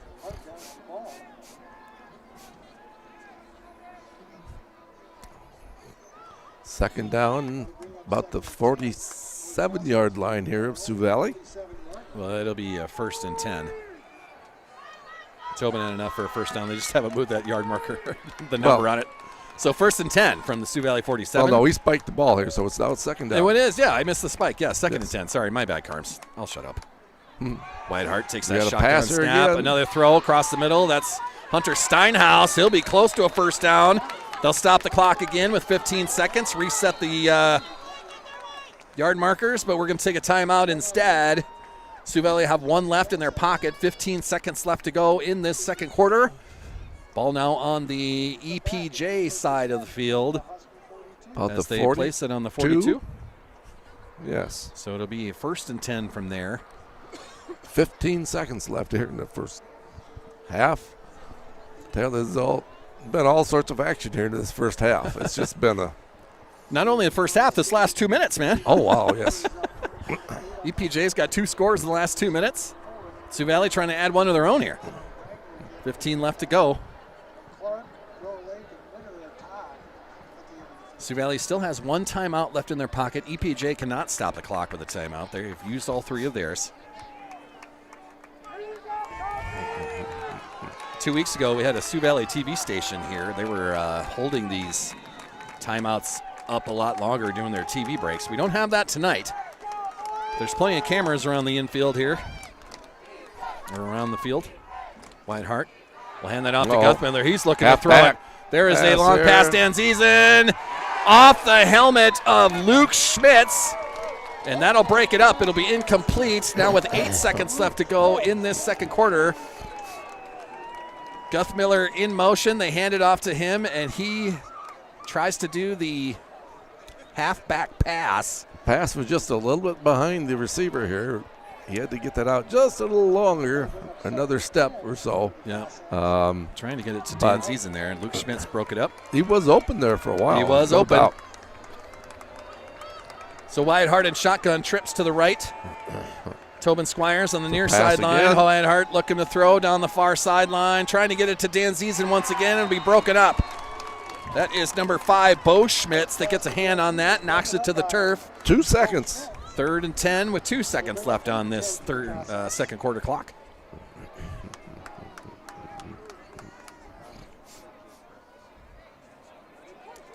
So 2 tries to Dan Ziesen go incomplete on this drive now, but from the 42-yard line of EPJ, got to imagine that this throw is going to be pretty close to the goal line. This will be the last play of the second quarter, unless a defensive penalty happens. Wyatt Hart takes that shotgun snap. Right up the middle. Now he's under pressure. The left-handed throw goes nowhere. It'll be probably a grounding penalty if we had time left on the clock. A sack to end the first half, and that is how we will go to halftime. 28-14, a lead by EPJ.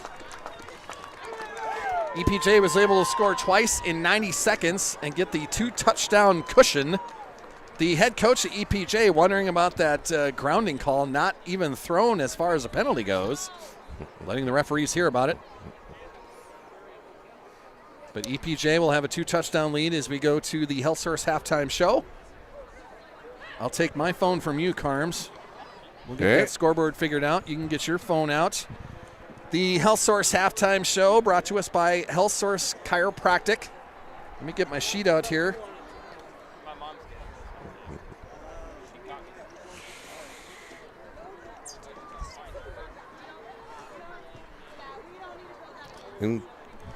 So, now that I've got that, Health Source halftime show, let me read this off quick, and then we'll get into some action around the state. Experience top quality care at Health Source Chiropractic. They're on 22nd Avenue in Brookings, across from the water tower. Justin and Luke, man, they'll take great care of you, Carms. If you've got something out of whack, maybe a muscle, a hip, something, they can straighten you out and get you back, to, I don't know, acting normally, walking normally, being able to lay down and fall asleep is nice. If you got... how about your entire body out of whack? If your entire body's out of whack, Justin and Luke can take care of you to find kind of lasting whack pain over relief. there that way. Give them a call at Health Source Chiropractic and book your appointment today. Thank you, Health Source, for being a sponsor and being a part of the Health Source halftime show, and that's where we are right now. Coach Carms, we're going to look on the South Dakota Scorefeed app. That's going to be brought to us by Buster's Auto Brokers as well. A look at 11B first. Is that what you have over there? Yes, What's the rest 11B of the up here. St. Thomas More and Mount Vernon Plankerton is 24-8. St. Thomas More with 4 minutes left in the game. Dual and Wagner are playing up at Clear Lake, and Dual leads at 14-6 at the end of the half. And of course, we have our score here, and then Clark, Willow Lake, and Winter are tied up at 6 here at the end of the first half. Okay, well, that's a look at some of the 11B action around the state. We'll see how that finishes up tonight. We'll move to 9AA. Number 1, Freeman Marion Freeman Academy. They've got a 44-0 lead over Kimball White Lake. That's 1 minute left in the second quarter. That game's about over. Freeman's going to move on to the semis. All the way out west, the Hamlin Chargers win the award for longest road trip of the second round. Right now, Hamlin's got an 8-7 lead over Hill City. 9 minutes left in that second quarter. Elkton Lake Benton, the 2 seed in 9AA. They are at home against the Hanson Beavers. 1 minute left in that fourth quarter. They are ahead 44-15 and about to move on to the semifinal round of 9AA. And it looks like they might be playing Parkston in Elkton next week, as Parkston, the 3 seed, has a 22-0 lead over the Bonham Cavaliers at halftime. That's 9AA, man. In 11A, Lennox leads Tri-Valley 34-14. That's with 7 minutes left in the third. West Central and Madison. West Central leads 14-7. That's the end. That's at the halftime. And Sioux Falls Christian, Rapid City Christian, the Battle of the Christians. It's all Sioux Falls Christian. It's 51-0 here. Oh boy. That's just before halftime, actually. And Del Rapids leads Millbank 14-7. Okay, some good teams left here in 11A. We'll move to 9A action. The Castlewood Warriors, probably second place on the road trip side of things. Castlewood down 27-0. That game is at halftime. That is in Wall. Wall is the number 1 team in 9A. The Eagles probably moving on easily over the Castlewood Warriors.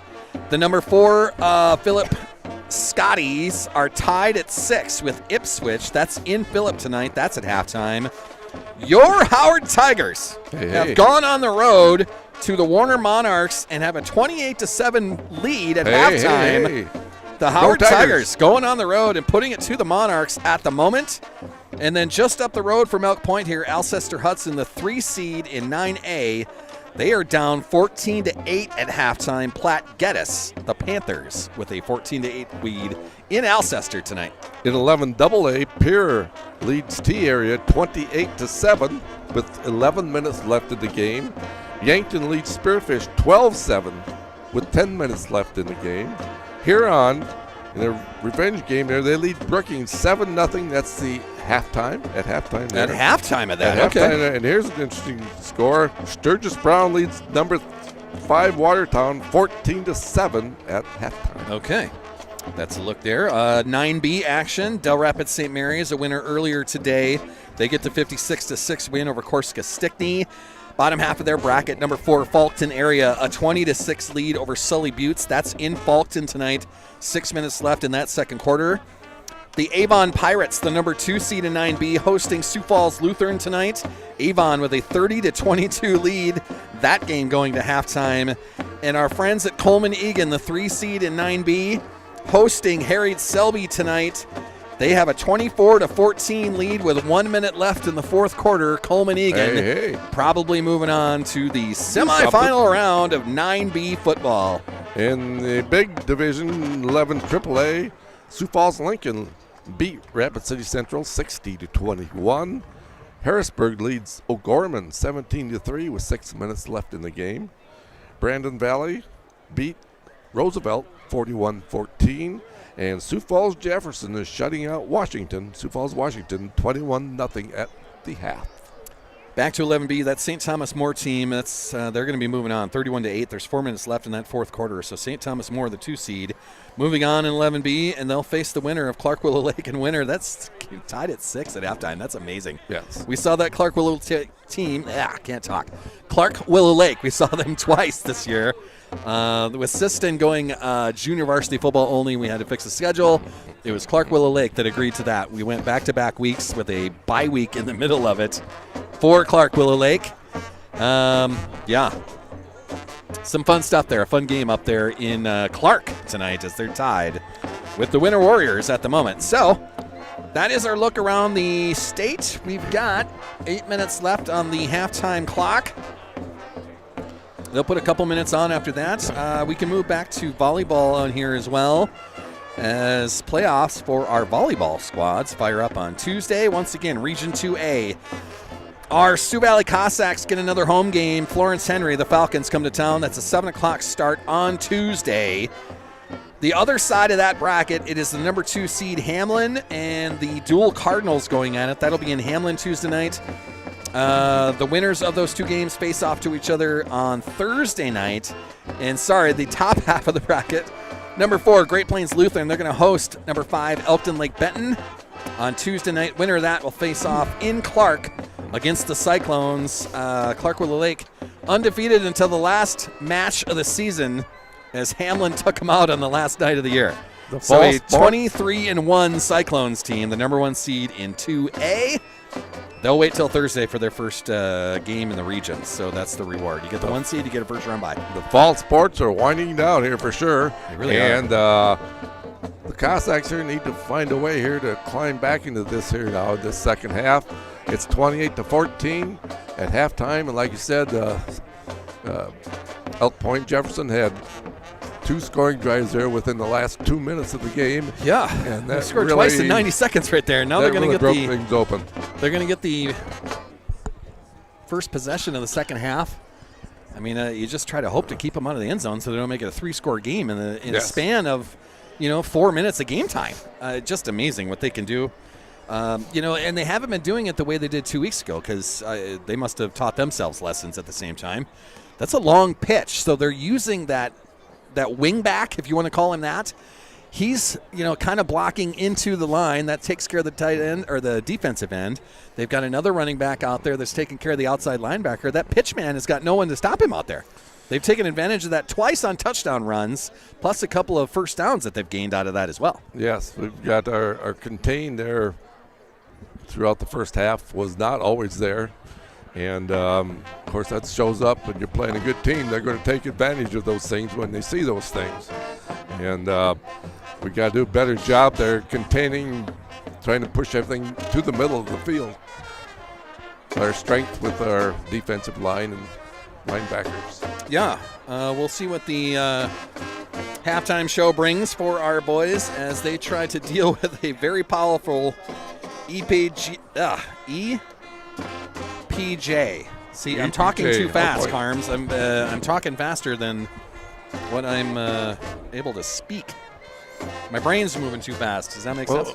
we was at ELB for volleyball the other night, so I want to say E every once in a while. It's like ELB. Well, no, it's not. It's that. EPJ tonight. Yes. Elk Point Jefferson, formerly just Elk Point and just Jefferson. Talked about that. The Pointers and the Blackhawks got together a long time ago, created this Elk Point Jefferson Huskies team. And they seem to be loving life down here. Fun squad, good football team, as they showed that in that second quarter, being able to score twice in about a minute and a half. Some fun tidbits about Elk Point and Jefferson, for that matter. Some things that we've learned in the last couple weeks. Their original mascot was the Pointers. That's a dog. Yes. David Shequin, former president of SDSU. He is an Elk Point resident, or used to be an Elk Point resident. As far as Jefferson goes, they were a basketball powerhouse. What is that, in the 80s when they were putting that streak together? Yes, for girls basketball. Girls basketball. Absolutely. They were a dynasty there for a while. A name that we should be familiar with, Fred Tibbetts, who went on to star with the Sioux Falls Roosevelt squad and create a dynasty there as well. He got his start at Jefferson. His star was Tanya Crevier, who is the halftime show extraordinaire. She was the one that can... What, has she got 10 basketballs on her or more that she's spinning all at the same time? So she's been doing halftime shows since she basically graduated from Jefferson. That's quite a while ago. We don't want to age her too much, but it's been decades. It's been a while. She's been entertaining fans across the NBA, across college basketball arenas. Yes, her and her family. They all do it together. It's quite a. If you've never seen it, I think a lot of people around here have seen it in this area, but if you have never seen him, it's something to watch. The Creviers finally decided to settle down 1 mile outside of Elkton. So their kids came up through the Elkton Lake Benton system, which is fun. Elkton Lake Benton, my hometown, that was formerly the Elkton Elks. The Lake Benton Bobcats is the other half of that. Lake Benton was a powerhouse 9-man squad in Minnesota in the late 70s. It was Kim Nelson's father that was the head coach of that squad. Kim Nelson went on to fame in Sioux Falls as well, creating a Sioux Falls Roosevelt team that was quite the dynasty themselves. But it's just fun how some of those names from these smaller squads move on to much bigger things, and it's names that we get to remember for a long time after that. But, the Lake Benton Bobcats, yellow and black. Played right on the west side of Lake Benton was where their track and football field was. Right in the hole in the mountain park, pretty much, right across the street from that. And, the Bill Bobcats with Kim Nelson's father. I don't remember his first name, but it was a Nelson for sure. But yes. Kim Nelson goes on to Sioux Falls fame after that. Crazy how these small towns have all those connections, all the legacies that are possible and connectable at the same time. It's really fun to figure all those out. Here in Elk Point tonight, a second-round matchup in 11B playoffs. It is EPJ that has scored twice in the last 2 minutes of the second quarter, created a 28-14 cushion. And now we'll see what our Sioux Valley Cossacks can do. EPJ is going to receive the ball to start the second half. We'll just try to keep them out of the end zone and prevent that 3-score lead from happening, and that's certainly possible. EPJ has been powerful enough. They've had 2 touchdown drives that have been one play, a 65-yard run, and then the 67-yard pass that went down the far sideline. They can score in bunches, as we saw in the last 2 minutes, but then also score easily with one-play drives. The other 2 touchdowns came on drives itself, moving themselves methodically down the field. The CPJ team, they are undefeated and the number 1 team in 11B for a reason, and they were kind of showing it there in that second quarter as they've now created a 14-point lead over our Cossacks. We'll see what the plan is. We'll see what adjustments are made. On offense, our Sioux Valley Cossacks have been able to move the ball. Wyatt Hart's been running very hard tonight. He's got first downs. The touchdowns. Touchdown was Dan Ziesen. He scored from 3 yards out. I'm trying to remember because we can't write anything down. You've got stuff in your hands. I've got stuff in mine. Our stat keeper's watching from afar. It was Dan Ziesen that scored from 3 yards out. What was the other touchdown? How did we... I think it was the Wyatt Hart. Was it Wyatt Hart that went right up the middle, right? Something like that? Or around the corner maybe? Something like that? So Wyatt Hart's got to score. Dan Ziesen's got to score, both on the ground. And we'll see what our Sioux Valley Cossacks can do as we are going to start up our second half here. Clock is running down. They typically put about 3 minutes back on the clock when we get to this spot at halftime. just to extend it a little farther, let the guys get as warmed up as they can, get as stretched out as they can. So we'll see what happens when the actual game clock winds down to nothing. Some other sponsors we get to thank. Sponsoring our third quarter tonight is going to be Advantage Land Company, a fantastic land auction and real estate business in downtown Brookings. Expose your dirt. Contact Jackson and Megan at 692-2525 here, boy. Advantage Land Company, thank you for sponsoring Sioux Valley Athletics and being a part of these Sauls Media broadcasts. They're going to put 3 more minutes on the clock. We'll do the same, let that wind down, and then our second half is going to fire up here. My hands are starting to get cold, so I can't quite lift things anymore. Yeah, it is cooling down just a little bit here now in the second half. For sure. Carms, I don't have an extra coat for you, so you're... I'm doing pretty good for that. But you're going to have to fight for yourself down there. I got my hands inside the there you pockets go. here anyway, so. Maybe you can fight a coat off of some of the Sioux Valley faithful around you there. Maybe steal some gloves, get a hat, something. I don't know. So about 2.5 minutes left to go before we fire up our second half, and we'll see what Sioux Valley does coming out of the halftime conversations. You know, they were able to move the ball like we talked about, Carms. They've had success on offense. A couple of those drives stalled. They had to punt it a couple times, but, you know, that's partly because of EPJ at the same time. With that big defensive line that they have, they've been able to stuff Guthmiller for the most part. But Wyatt Hart's been able to find some space. They were able to throw it to Dan Ziesen at the same time. They found him in some open space out there. Tobin Squires across the middle. Yeah, they're finding ways to move the ball. It's just that EPJ was able to put 2 touchdowns up in about 90 seconds. Yes. And that's the difference so far. So as we roll into the third quarter, Advantage Land Company, our sponsor of that, we want to thank Bankstar Financial, our exclusive presenter, for everything that we do. Bell Brands brings us the opening kick. We'll do the opening kick here in about 2 minutes. Bell Brands, makers of the mini baby bells, the snack cheese of champions. CC's Bar and Grill brought us our starting lineups tonight. They also host our Monday night coaches show. We're excited to get that back in action. Probably Monday night. I don't think there's anything that's going to get in the way of that. No. The next volleyball game's on Tuesday, so I think Monday night we'll talk about whatever we can. Hopefully we're talking about a win in the second round of a playoff game here. We'll see about the next 24-minute springs for our Sioux Valley Cossacks. A tough foe on the other side, man. EPJ all in black, and they're showing why they are the #1 team in the state. They can score at will, and they did it right there in the second quarter. So Sioux Valley is getting their final preps done on the sideline over there. Sioux Valley will be kicking off to start our second half. It will be interesting to see the adjustments now for both sides here coming up for the second half. And again, if the opponent's going to get the ball here now, so we got to kick it to them. So it's really a big key that we can stop them early here now and get that ball back and get it moving. Yeah, Sioux Valley is going to have to show something on defense here. It's been Luke Schmitz that is the power runner, the 6'3", 225 running back, but who's doing the damage? It's number 23, Brody Van Rokel. He's had 2 touchdowns that have gone just around the corner. One of them was some 65 yards out. The other one from about 27, 29 yards out, I think is what the other touchdown run was. So Sioux Valley's going to have to deal with that. It's not coming from the usual suspects as far as EPJ is concerned. And this will be our start. As soon as our clock is set on the scoreboard, I think we're going to do our kickoff and get our whistle, but they've scaled. There it is. Well, they got 12 minutes up on there. There's our whistle. And our second half is going to be underway. Brendan Moe on the kick. That's a squibber. And it'll be down just inside the 35-yard line, 40-yard line. Yes. So that's where EPJ is going to start their second half. 1st and 10 from their own 37. Sioux Valley will bring that defense out there and see what they can do against this powerful EPJ offense.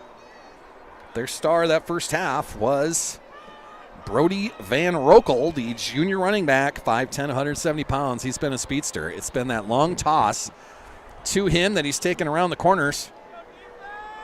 He scored twice on those plays, one from 65, the other one from 20-something. So Levi Hansen under center.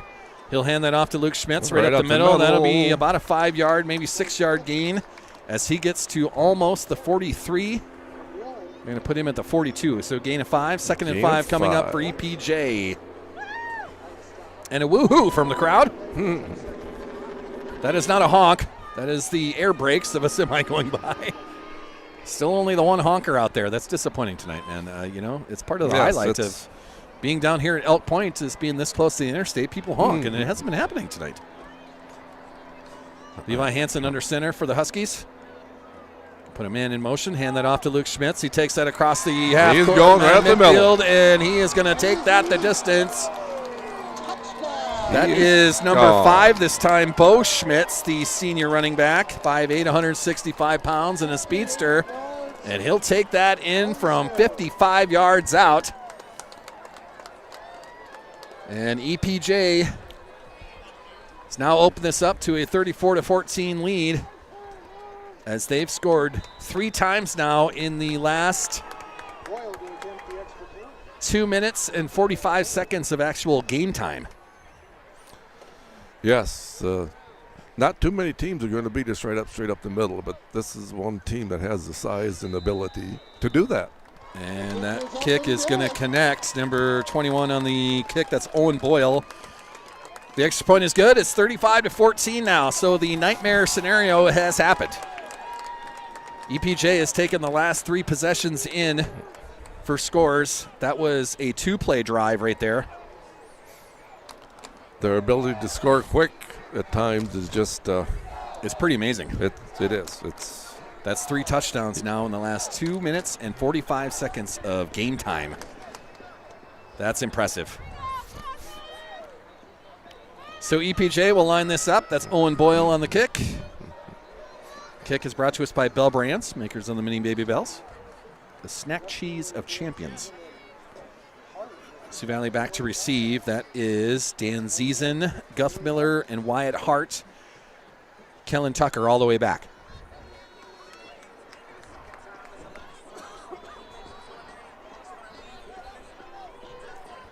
Now Sioux Valley's just got to get something positive going here. We need to have a drive that can consume a little bit of the clock. Let's get some points on the board, and then you got to find something to do on defense, man. You got to be able to stop these guys. Good kick there. Dan Ziesen's going to field that. He'll turn right up the middle of the field there. He's got some open space. He can try to cut it to the outside across midfield. He'll get to the 45. A great return. Braden Dan Ziesen, a return of about 35 yards. Maybe that'll give us a spark here. You got to love the fight, Carms. They're still battling hard.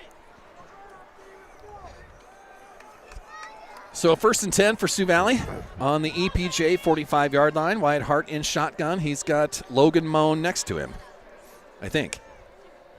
It is. That's Guth Miller in motion. Fake to Guth Miller. Wyatt Hart's going to take that around the left side. Nowhere to go. That's going to be sniffed out. It'll be a loss of 1 yard, maybe 2. So the run around the left side, there's a honker. We got our second honker, Carnes. Yeah, a big honker, too.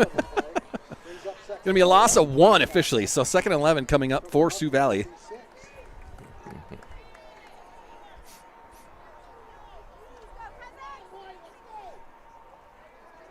Wyatt Hart will be in shotgun. We got twins to the left. Guth Miller to the far right. Dan Ziesen in motion. Wyatt Hart's going to have Logan Moan next to him. Hart will take that snap, try to take it right up the middle.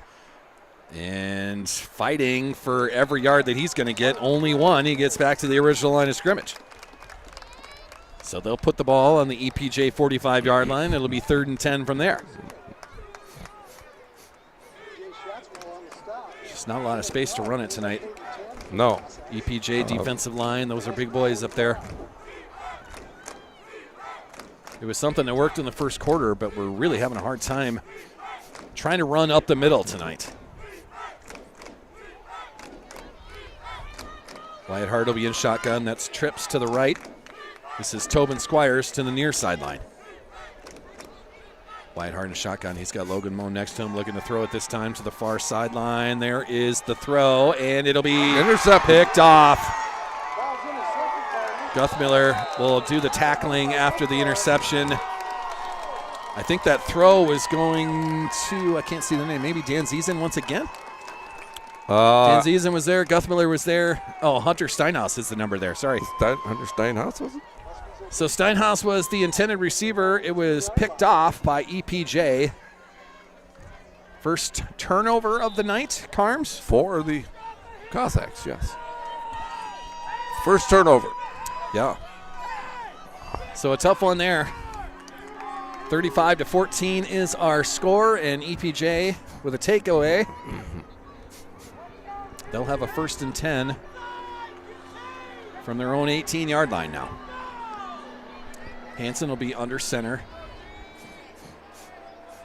EPJ has switched around their backfield. Lots of movement here from EPJ. Luke Schmitz isn't even out there. That's Bo Schmitz, number 5. They'll bring that around the corner. That's Hammond, who finds open space on the far sideline. Guthmiller is going to run him down and force him out at about the 40-yard line. A run of over 20 yards, 22 for Aiden Hammett, the sophomore tight end officially. Nice run. Nice blocking. They've run him around the corner a couple times now. Very good execution from Elk Point Jefferson. So Luke Schmitz, number 40, who you can see right above the scoreboard on the screen, he is on the sidelines on the offensive side of things. He was the one doing all the damage 2 weeks ago. It's his brother, Bo Schmitz, number 5, that is the lone running back in that backfield. They do have the wingmen. Both sides there bring one of those in motion. And it's Bo Schmitz. Around the right side, they'll sniff that out, though, and bring him down at the EPJ 49-yard line. It'll be 2nd and 6 coming up for the Huskies. A host of Cossacks bringing him down. Yeah. So the star running back at 11B football is on the sidelines for the offense. I don't know. Maybe he's dealing with an injury. I don't know what's going on. Yeah, I don't know either. Luke Schmitz, the 6'3", 225-pound running back, not on offense for EPJ right now. So his brother, Bo Schmitz, number 5 out there. He is the running back all the way back. Fake to him. That is Van Rokel. Some misdirection. It works that time as EPJ is going to have enough for a first down. They get across the 50-yard line. I think they're going to put that down at the Sioux Valley 48, and it'll be 1st and 10 from there. Just inside Sioux Valley territory with 8.5 minutes left here in the third quarter. That was Brody Van Rokel on the carry. That's a junior running back. Officially, their quarterback is a junior as well, so we may have to deal with these Huskies once again next year. Their offensive line is senior heavy. And now we've got a stoppage and a timeout by EPJ. This timeout going to be brought to us by the Man Cave Barbershop. Alicia and friends will take care of you on South Madera, right across from Brookings High School. Carms, you got to get there, man. You're the haircut neater around here. Yes. Does she cut the real thick hair and the yeah, she can cut any hair, man, including yours, yes. She'd earn her money in cutting mine. There's no doubt about it. Walking around here looking like a hippie. So a timeout by EPJ. 1st and 10 now on the Sioux Valley side of things. And there's 8 minutes, 8:05 here left in the third. It's 35-14. And we got to get that ball back. Yep. EPJ has been unwilling to give that up so far. They've scored on basically every possession they've had now. I don't think we've turned them over yet or forced to punt. They don't really punt anyway. This time Luke Schmitz is in there. Number 40 is in there now. He'll line up right behind Levi Hansen. He's the main running back. Van Rokel to his left. And that'll be Van Rokel trying to go around the right side. He cuts it back to the middle, but it's gang tackle by Sioux Valley. Sniffed out. Preston Top, number 51. Kind of forced him back into the middle of the field. A short gain, 2 yards. It'll be 2nd and 8 coming up for the Huskies. Luke Schmitz comes off, number 40. That is his brother, Bo Schmitz. It's Bo and Luke Schmitz trading spots as the running backs in the backfield. Both of those boys are seniors, so maybe they're not brothers, cousins, perhaps. I don't know. Yes, That is not information I have. Maybe they're cousins, but it's Bo and Luke. Throwing it this time. There is a open receiver across the middle, but it's going to be Hansen. They'll keep that to the near sideline. He'll get across the 40. He'll be close to a first down. See where they place that. Looks like they're going to put that at the Sioux Valley 38, and that may be enough for a first down. Referees are going to take a look. And no, they'll just call it. No measure, no nothing. They'll say first down Huskies.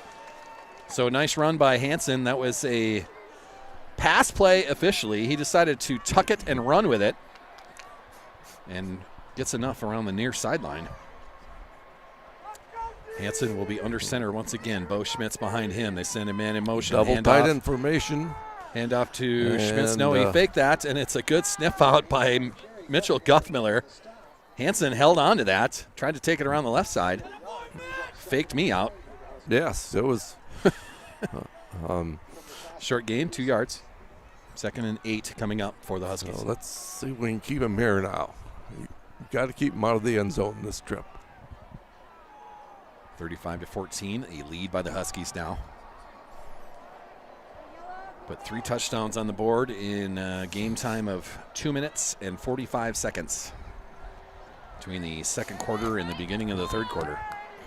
Hansen under center. Bo Schmitz, fake to him. That is going to be Hammett around the right side. He finds space. Some misdirection. He'll dive for the goal line, and that's in. EPJ is going to score once again. That one from 33 yards out-ish. Yes. 35. So they used the misdirection. That was Aiden Hammett around the right side, the sophomore. And he'll take it in and make it a 41-14 game. Looks like EPJ is going to line up for the extra point here. Owen Boyle on the kick.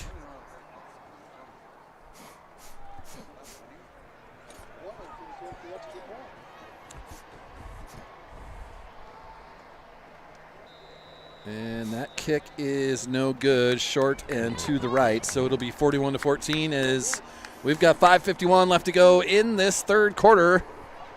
But EPJ adding to their lead now.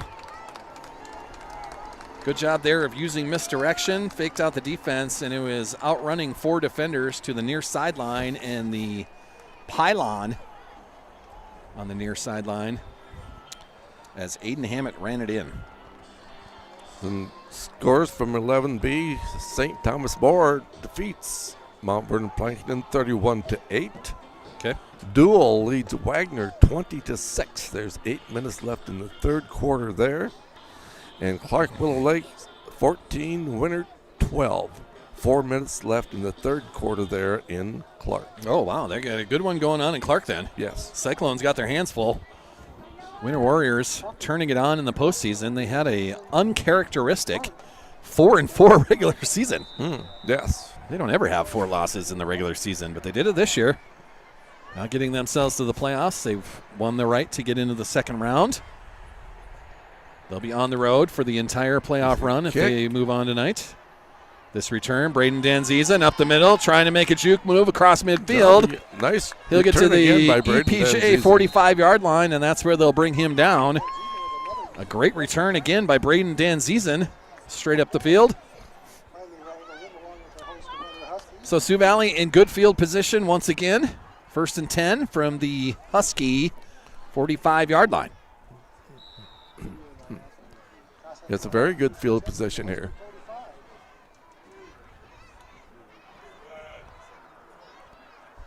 So Sioux Valley will come out. It is twins to the left, Wyatt Hart in shotgun. I think it's Logan Moan that's right next to him.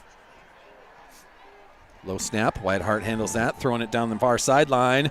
Guthmiller is the intended target. He was trying to reach out for that, fighting off a defender, and it'll go incomplete. No, that was Tobin Squires they were trying to get it to. Sorry. I saw the big body. I just figured it was Guthmiller. It is Guthmiller. See, the PA announcer screwed me up on that. Carms, take care of the PA announcer for me, would you? You're the muscle out here. So trying to get it to Guthmiller on first down. Incomplete. 2nd and 10 coming up for Sioux Valley. 3 receivers out there. Wyatt Hart in shotgun. He'll hand it off to Guthmiller around the right side. Not really any room to go there. Trying to get to the far sideline a little bit. It'll be a short gain if there's any. Looks like a 1-yard gain there. 3rd and a long 8. Sure. Oh, yeah. You got 2 yards out of that. So it's ball's on the EPJ 43-yard line. 3rd and 8 coming up for the Sioux Valley. Coming up on that 5-minute mark left here in the 3rd quarter.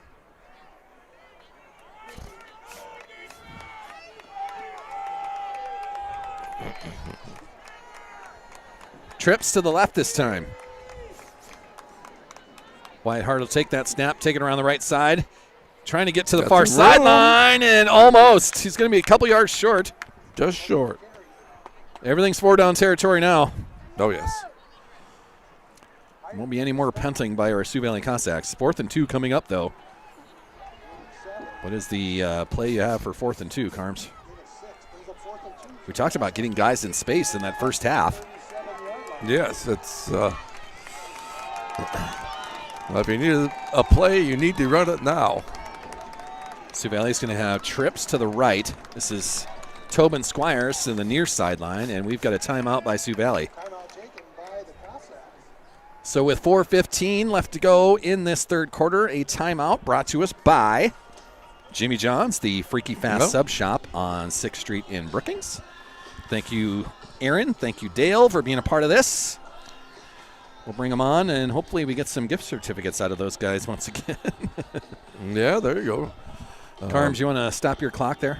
Delicious place to be here. So, and then the quarter thing on the bottom, you want to hit that as well? We're in the 3rd quarter now.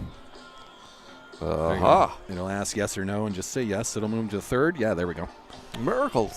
I forgot to hit that in the halftime show. We got to talking about action across the whole state. I missed something on the scoreboard. But everything's working tonight. See, this is outdoor internet. We love it out here. iPad's working, scoreboard's working. Just not the results that we were hoping for. It's 41-14, 4:15 left to go in this 3rd quarter. Sioux Valley come out with trips to the left. Tobin Squires far sideline. Wyatt Hart, Guthmiller in space. He'll move across the 45, and I think we've got a holding call coming. I would suspect. Hunter Steinhaus seems like he tackled the man he was trying to block, and the referee's got his hands in the holding motion already. So this will back Sioux Valley up by 10 yards. Guthmiller officially around the left side. He had enough for a 1st down. It'll be 4th and long. Yeah, it's going to be 4th and probably 12. 12 or the so, way they're yes. looking and marking that off. 4th and 11, 4th and 12, somewhere in there. And it'll be 4th and 12, just like that. So the 1st down run by Mitch Guthmiller negated by the holding call. So now Sioux Valley will have this 4th and long play.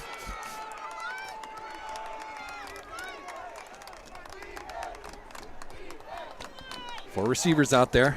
Wyatt Hart in shotgun, looking to throw it over the middle. Steinhaus throwing it into traffic, and it was Van Rokel that got hands on that to break up that pass. So it's a turnover on downs by Sioux Valley. EPJ will take over on their own 47.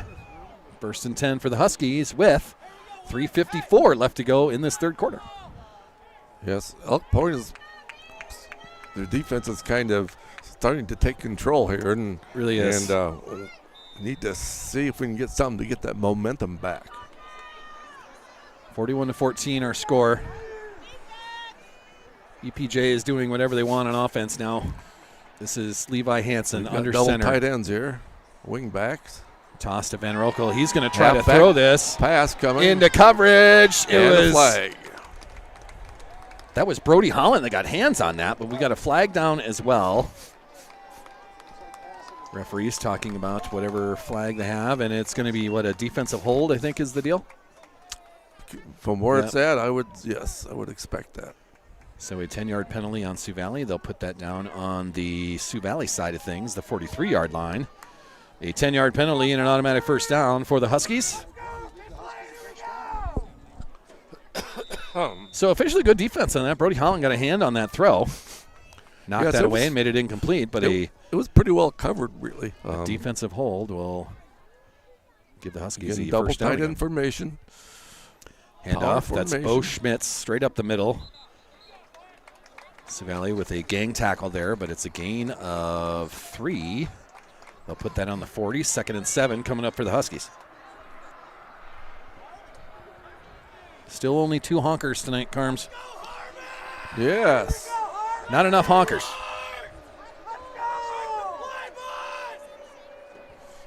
Here the Sioux Valley faithful trying to get our boys on here. 41-14 our score. Coming up on the 3-minute mark left here in the third quarter. Levi Hansen under center for the Huskies. He's got Bo Schmitz right behind him. Bring a man in motion. They'll hand out Bo Schmitz left side. He's got room right up the middle. Big gain there. Big first down. He gets down to the Sioux Valley 25. They'll put him down at the Sioux Valley 24-yard line, and they'll have a 1st and 10 from there. Very nice run. Very well blocked by. So not only is Luke Schmitz, the running back we dealt with 2 weeks ago, he's on the sideline and not in there, but his cousin, Bo Schmitz, is doing very well himself. EPJ does a nice job of using misdirection at the same moment. So there's a lot of movement, a lot of ends coming around. A lot of movement, a lot of use of wings, sometimes double tight ends. Yeah. They really do a nice job. We're going to get a timeout by EPJ this time. It kind of looks like what the Winter Warriors always do. Yeah. Maybe not just the 3 running backs in the backfield that are, in a straight line, but a couple of running backs out there, a lot of guys in motion, a lot of guys around the corners.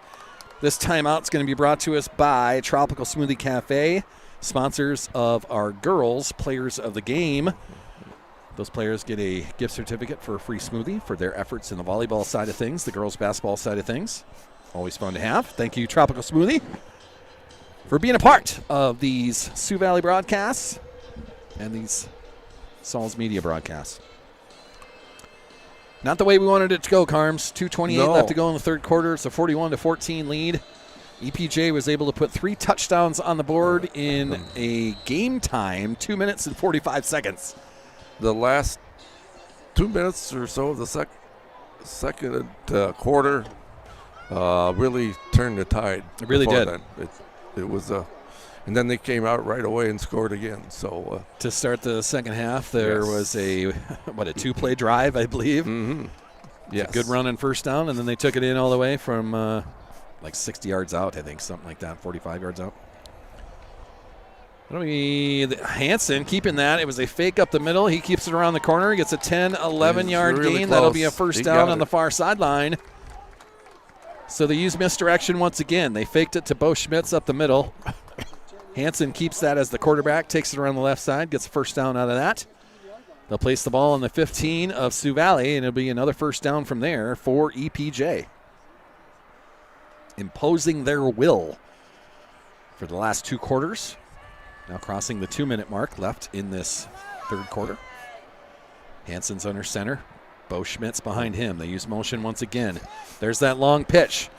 That's Van Rokel around the right side, and he'll dive for the goal line, and they're going to say that he is down. Short. Okay. Sioux Valley's got a player down. I think that's Dan Ziesen grabbing for a shoulder. I think it was number 2. I thought that's the number I saw there.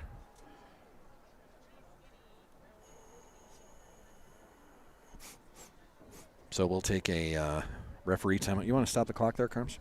Yes. That's a good idea. I thought it was number 2 when I saw him on the ground there. We'll see when they get him up. But a big run by number 23. That is Brody Van Rokel, a junior running back. So he gets all the way to the goal line. They put him down at the 1-yard line. First and goal for the Huskies from there. Oh, he's getting up. So they're going to get him at least sitting up. Is that number 2, Carms? Can you see that? Can't quite see it from here. His Yes, number is all jumbled up. Yeah, that's Braden Dan Ziesen now up and walking off, but he is holding his shoulder there. Yes. So hopefully Braden's okay. His mother Lisa is on the sideline. She's one of the photographers for us all the time, so she'll be interested in how he's doing as well, as parents will do. Of course, it's just should be doing. Yeah. You His just father's don't right want next to you. any injuries by anybody, here in these playoff games, but they do happen. It does happen, man. Football, yeah. Bumps and bruises, things. First and goal from the 1. Hansen under center. That is the big running back, Luke Schmitz. They'll hand it off to him, and he will dive over the goal line. Another touchdown for the Huskies. And that'll make it 47-14 with a minute and a half left to go in this third quarter. Not much you can do there. Hansen could have done a quarterback sneak there and taken that in. He hands it off to the big running back they have, and he plunges in. That's tough to defend right there. There's too many weapons to take care of right there. Yes. A lot of weapons there from the Huskies. So for EPJ, I believe, seems like they're keeping their 2-point conversion crew out there. I don't see the place kicker.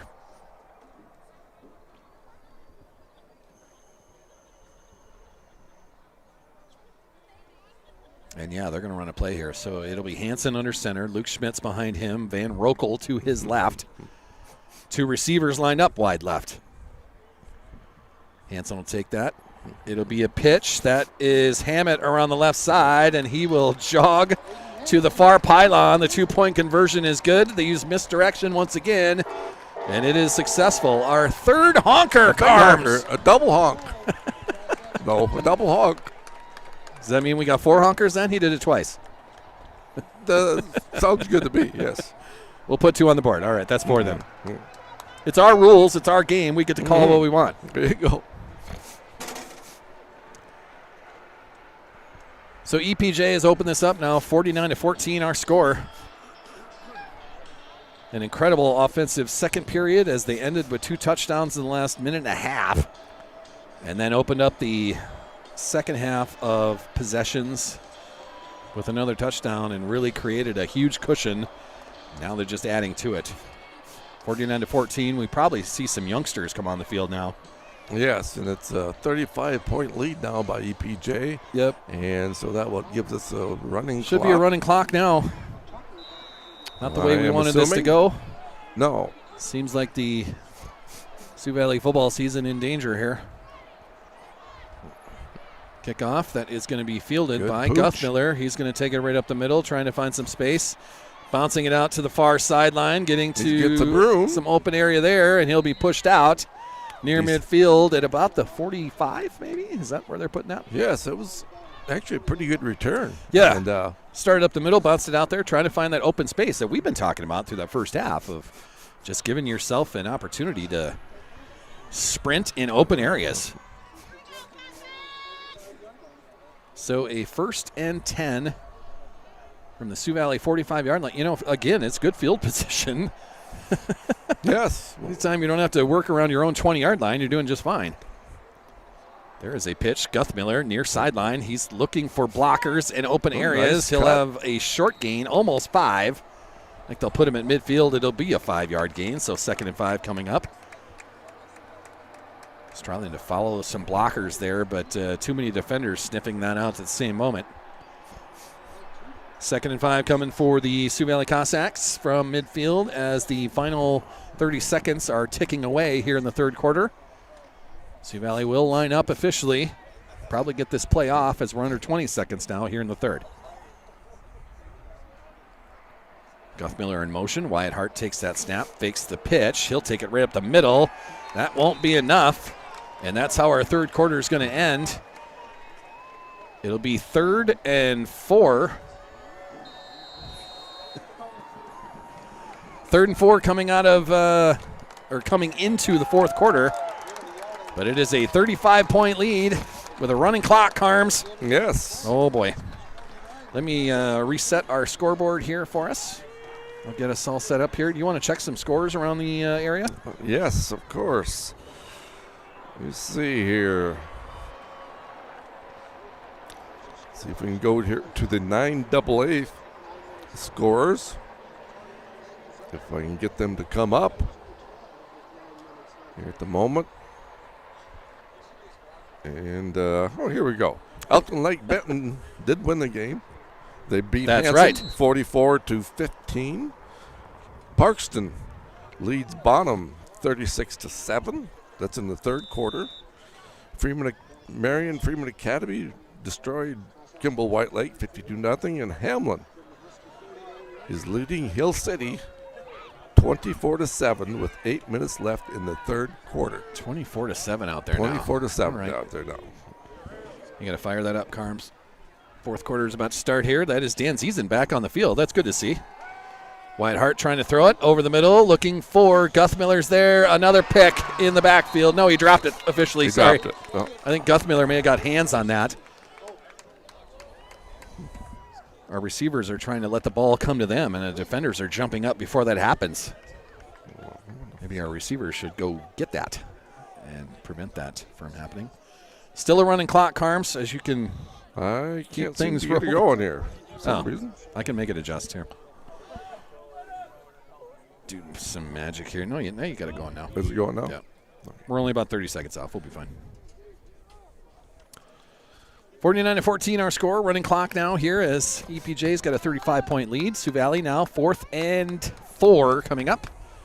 A couple of receivers out there. Wyatt Hart looking to throw it once again over the middle, and that's Guthmiller over the middle. First down. Pass. Nice spin. Guthmiller's going to take that to the catch. far sideline and be tripped up. Big play. At about the 16-yard line, so a 1st and 10 coming from Sioux Valley.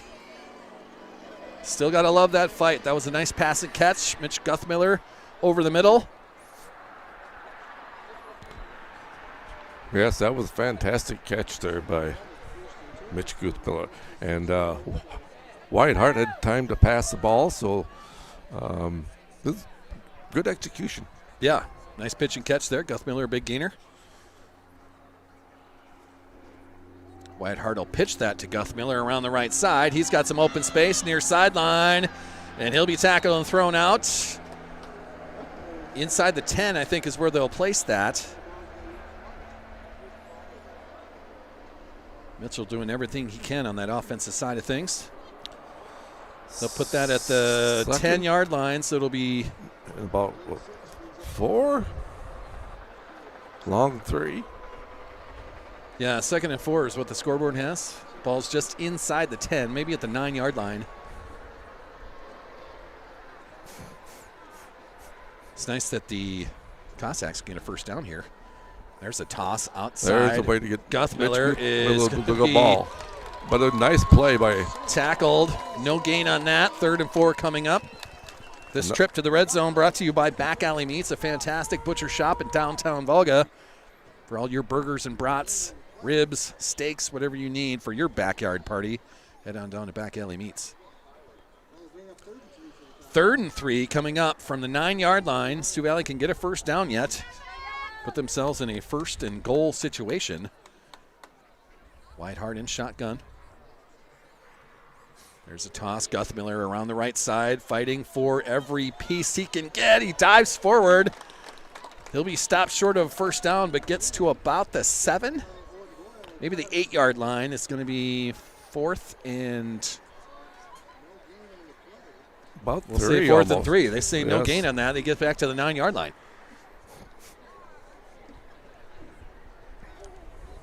So another 4th down coming up for Sioux Valley. And that clock keeps ticking away. 8:35 left here in the game.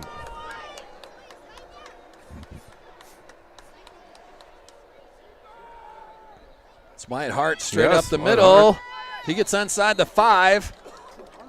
That should be enough, That right? Should have enough, I think, here for the. We'll have a 1st and goal coming up for Sioux Valley. They'll place that on about the 3-yard line.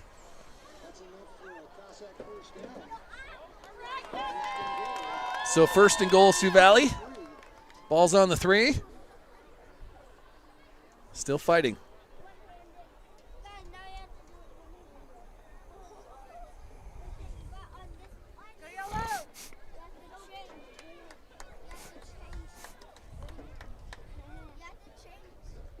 Wyatt Hart, he's in shotgun. He's got Guthmiller right next to him.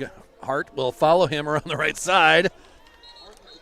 Dive into the pile of bodies. Gets a 1-yard gain for Wyatt Hart. A yard. Looks like they'll put that on the 2-yard line. So it'll be 2nd and goal from the 2 for Sioux Valley, but still fighting. Still trying to make something happen out there. Always good to see. Love the fight.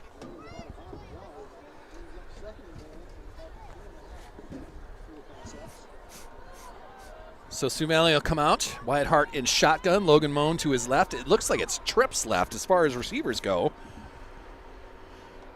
And that is Guthmiller in motion. He'll pitch left, trying to get to the left corner, and will be pushed out. Mitch Guthmiller just unable to find space around that left side. Yes, there just wasn't much there. The Huskies had that pretty well covered.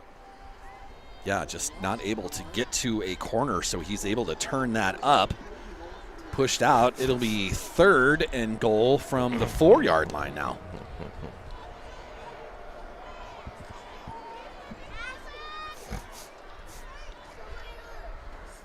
Wyatt Hart, he's in shotgun. Guthmiller right next to him. Wyatt Hart's going to follow Guthmiller, but that is sniffed out. Nice.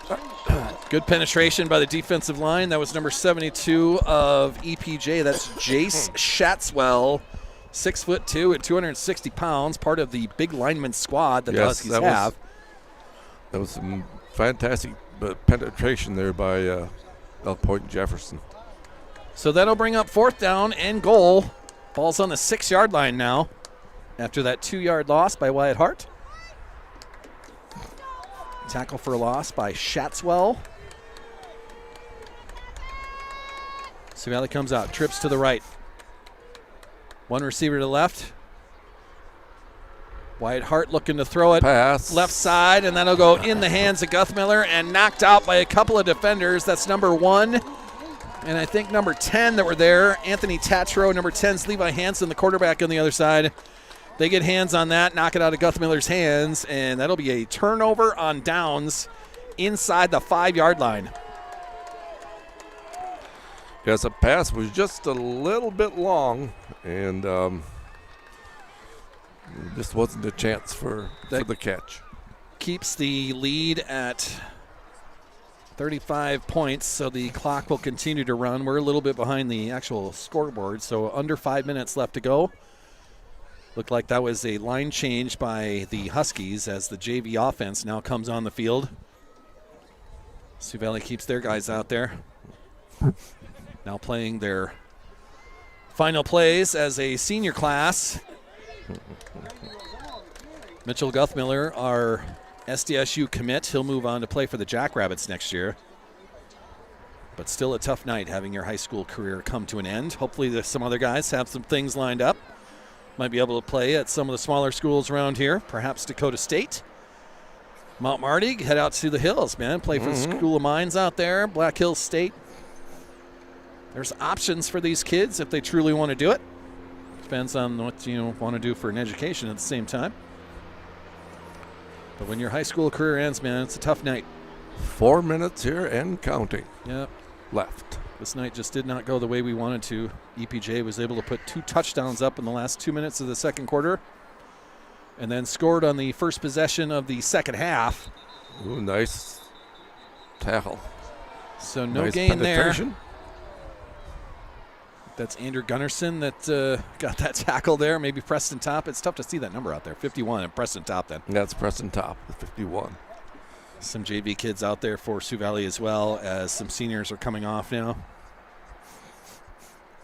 A lot of JV kids out there. Yes, it's good experience now for some of these younger guys, for sure. Coming up on the 3-minute mark.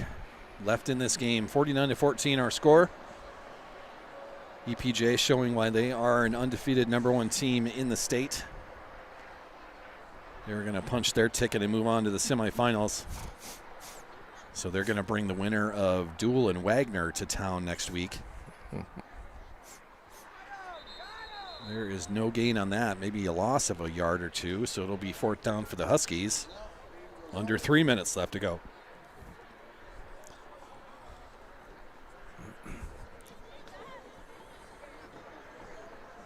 Tough night, Carms. Yes. Are they going to punt this, I wonder, here at this time? Yeah, it'll be 4th and 11 from inside their own 5-yard line.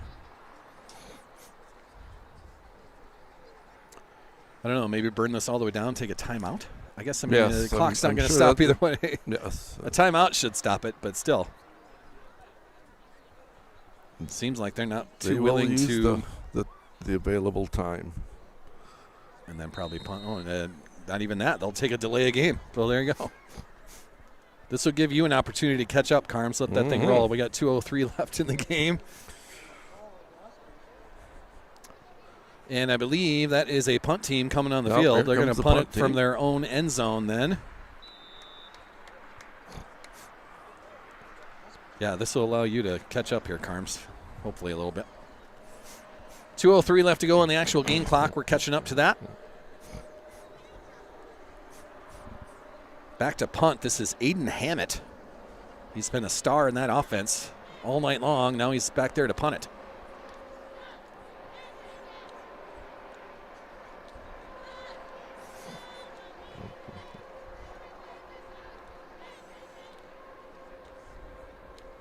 Takes a couple steps, moves to his right, gets it off, back to receive this. Was Kellen Tucker. He'll let it bounce, and it'll be down at about the 30-yard line of EPJ. So they get it out of their end zone, but Sioux Valley will start with good field position once again. But with the clock running, the JV offense is going to get a play or two in, and that's going to do it.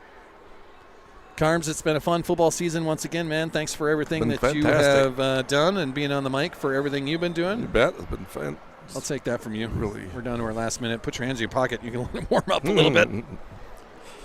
It's been fun, Carms. Yes, absolutely.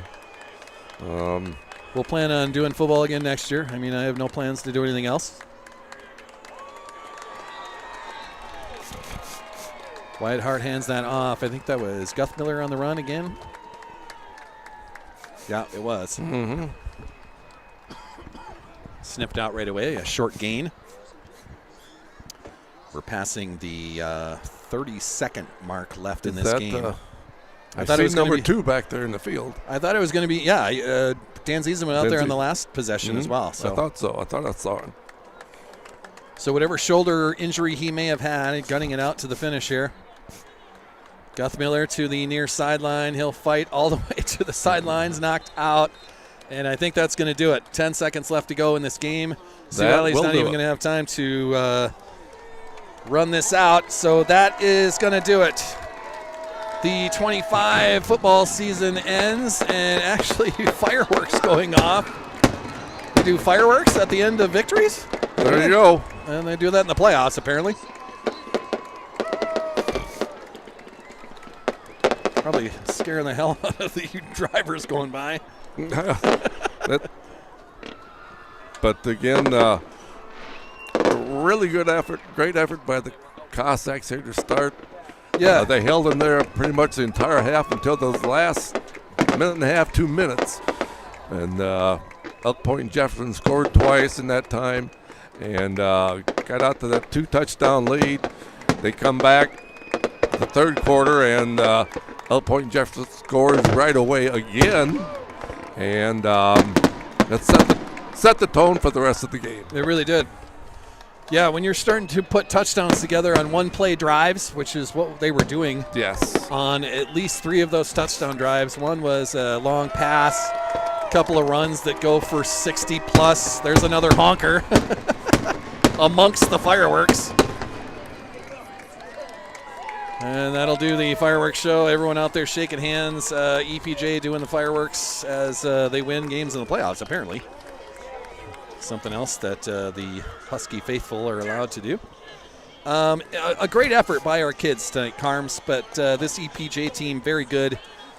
They were able to score 3 touchdowns in a span of game time of 2 minutes and 45 seconds, kind of straddling the halftime show with 2 there and then 1 to start the second half. Yes. They really just kind of held them off from there. I mean, EPJ showing why they are what they are, the number 1 team in the class. Football team. They've got they're good. Kids They're big. That run the ball well. Yeah. Big line, offensive line, very capable quarterback. They are arguably again And, of course, you have to wait and see, but they're arguably, again, definitely the number 1 seed. Yeah, they don't have to leave Elk Point. So let me bring this up. We can bring up the final scores that we have around here. South Dakota score feed. You've got 11B over there, right? We've done that? No, not yet here. Okay. St. Thomas More again beats Mount Vernon Plankton 31-8. Dual leads Wagner 20-12 with 3 minutes left in the game. So that's who would be coming here then. Yes. If Dual is able to win that in Clear Lake, they'll make the trip down here to Elk Point. That'll be the semifinal matchup next week. And, of course, our game here, and then Clark Willow Lake leads the winner 30-12. That's under 1 minute left in the game. Boy, they really opened that up in that second half. They Then did. that was close at halftime, Yes, wasn't it was tied up for a while. Yeah. Yes. So Clark Willow Lake going to move on. They'll move on to the semis. Their reward for that is a trip out to St. Thomas More in Rapid City. So that'll be the semifinal on that side. We'll move to 9AA. Freeman, a winner over Kimball White Lake, 52-0. Hamlin, 40-7. They have opened that up in that second half. The Chargers, winners of the longest road trip in the second round, now putting it to the Rangers in the second half. There's 2 minutes left of that third quarter. So 40-7 lead by Hamlin. ELB moves on, 44-15, a win over the Hanson Beavers. They will bring Parkston to town next week as the number 3 Parkston Trojans, I believe. Yeah, Parker Pheasants, Parkston Trojans. Yes. They get the 36-7 win over the Bonham Cavaliers. Parkston coming to Elkton next week. It looks like Hamlin going to Freeman. Those are the semifinals in 9AA. This should be a good matchup there. 11A, Lennox beats Tri-Valley 49-22. Go Lennox. West Central 22, Madison 20. There's 7 minutes left in that game. Okay. 22-20. Sioux Falls Christian shuts out Rapid City Christian 54-0. And Del Rapids leads Millbank 35-13. There's 9 minutes left. We move to 9A. Castlewood, the second place winner of longest road trip of the second round. They're getting shut out. There's 1 minute left in that third quarter. It's 41-0. The Wall Eagles, the number 1 team in 9A, and they're showing why. That's a pretty good Castlewood team, and they got him shut out in the third quarter. Phillip, the Scotties move on against Ipswich. They get the 14-6 win. So Phillip into the semifinals. Looks like they'll go to Wall next week as a 9A semi. Your Howard Tigers, 2 minutes left in the fourth quarter. 28-21, a lead by the Tigers on the road to the Warner Monarchs. Howard Tigers trying to close that out. Warner is undefeated. Yes. Was. The other side of that semi or quarterfinal matchup, the other side of that bracket, Alcester Hudson just up the road. They've got a 24-20 lead over Platte Geddes. 2 minutes left in that fourth quarter. So it looks like Howard might close it out. Yes. They get to come down to Alcester Hudson next week. You're going to have to make the decisions on where you want to go next Friday. There you go. 11AA, Pierre beats T-Area 41-7. That's a final. Some really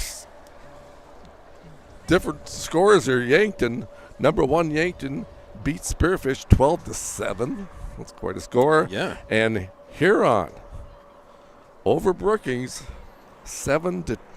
That is a final. 7-2. 7-2. It must have been a safety there. Yeah. And Sturgis Brown and Watertown are tied up at 21. There's 3 minutes left in the game there.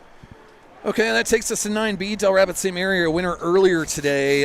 They beat Corsica Stickney by 50. The other side of their bracket, Falcons open it up against Sully Buttes. That's a 32-6 lead. They're about to start the fourth quarter in Falkton. And Avon, the Pirates, number 2 in 9B. They have a 30-point lead over Sioux Falls Lutheran right now. They're in the fourth quarter. And Coleman Egan, as we mentioned before, moves on in the 9B playoffs. There'll be a semifinal matchup, and it looks like they'll go to Avon next Friday in the 9B semifinals. Falkton and Del Rapids St. Mary, the other semifinal in 9B, depending on some sort of miracle by Sully Buttes. And in 11 AAA, Sioux Falls Lincoln again beats Rapid City Central. That's 60-21. Harrisburg beats O'Gorman 17-3. Brandon Valley handles Roosevelt 41-14. And Sioux Falls Jefferson beats Sioux Falls Washington 42-12. That's going to do it from Elk Point. Coach Carms, a fun football season. Bill Vincent unable to play with us today. You don't know what he's missing. Some good weather, some fun stuff here at the end of October, but the season ends for the Sioux Valley Cossacks. We have to give away a player of the game brought to us by Subway of Volga. Sponsors of our fourth quarter, actually, Subway of Volga and Langland Trucking, both quality sponsors.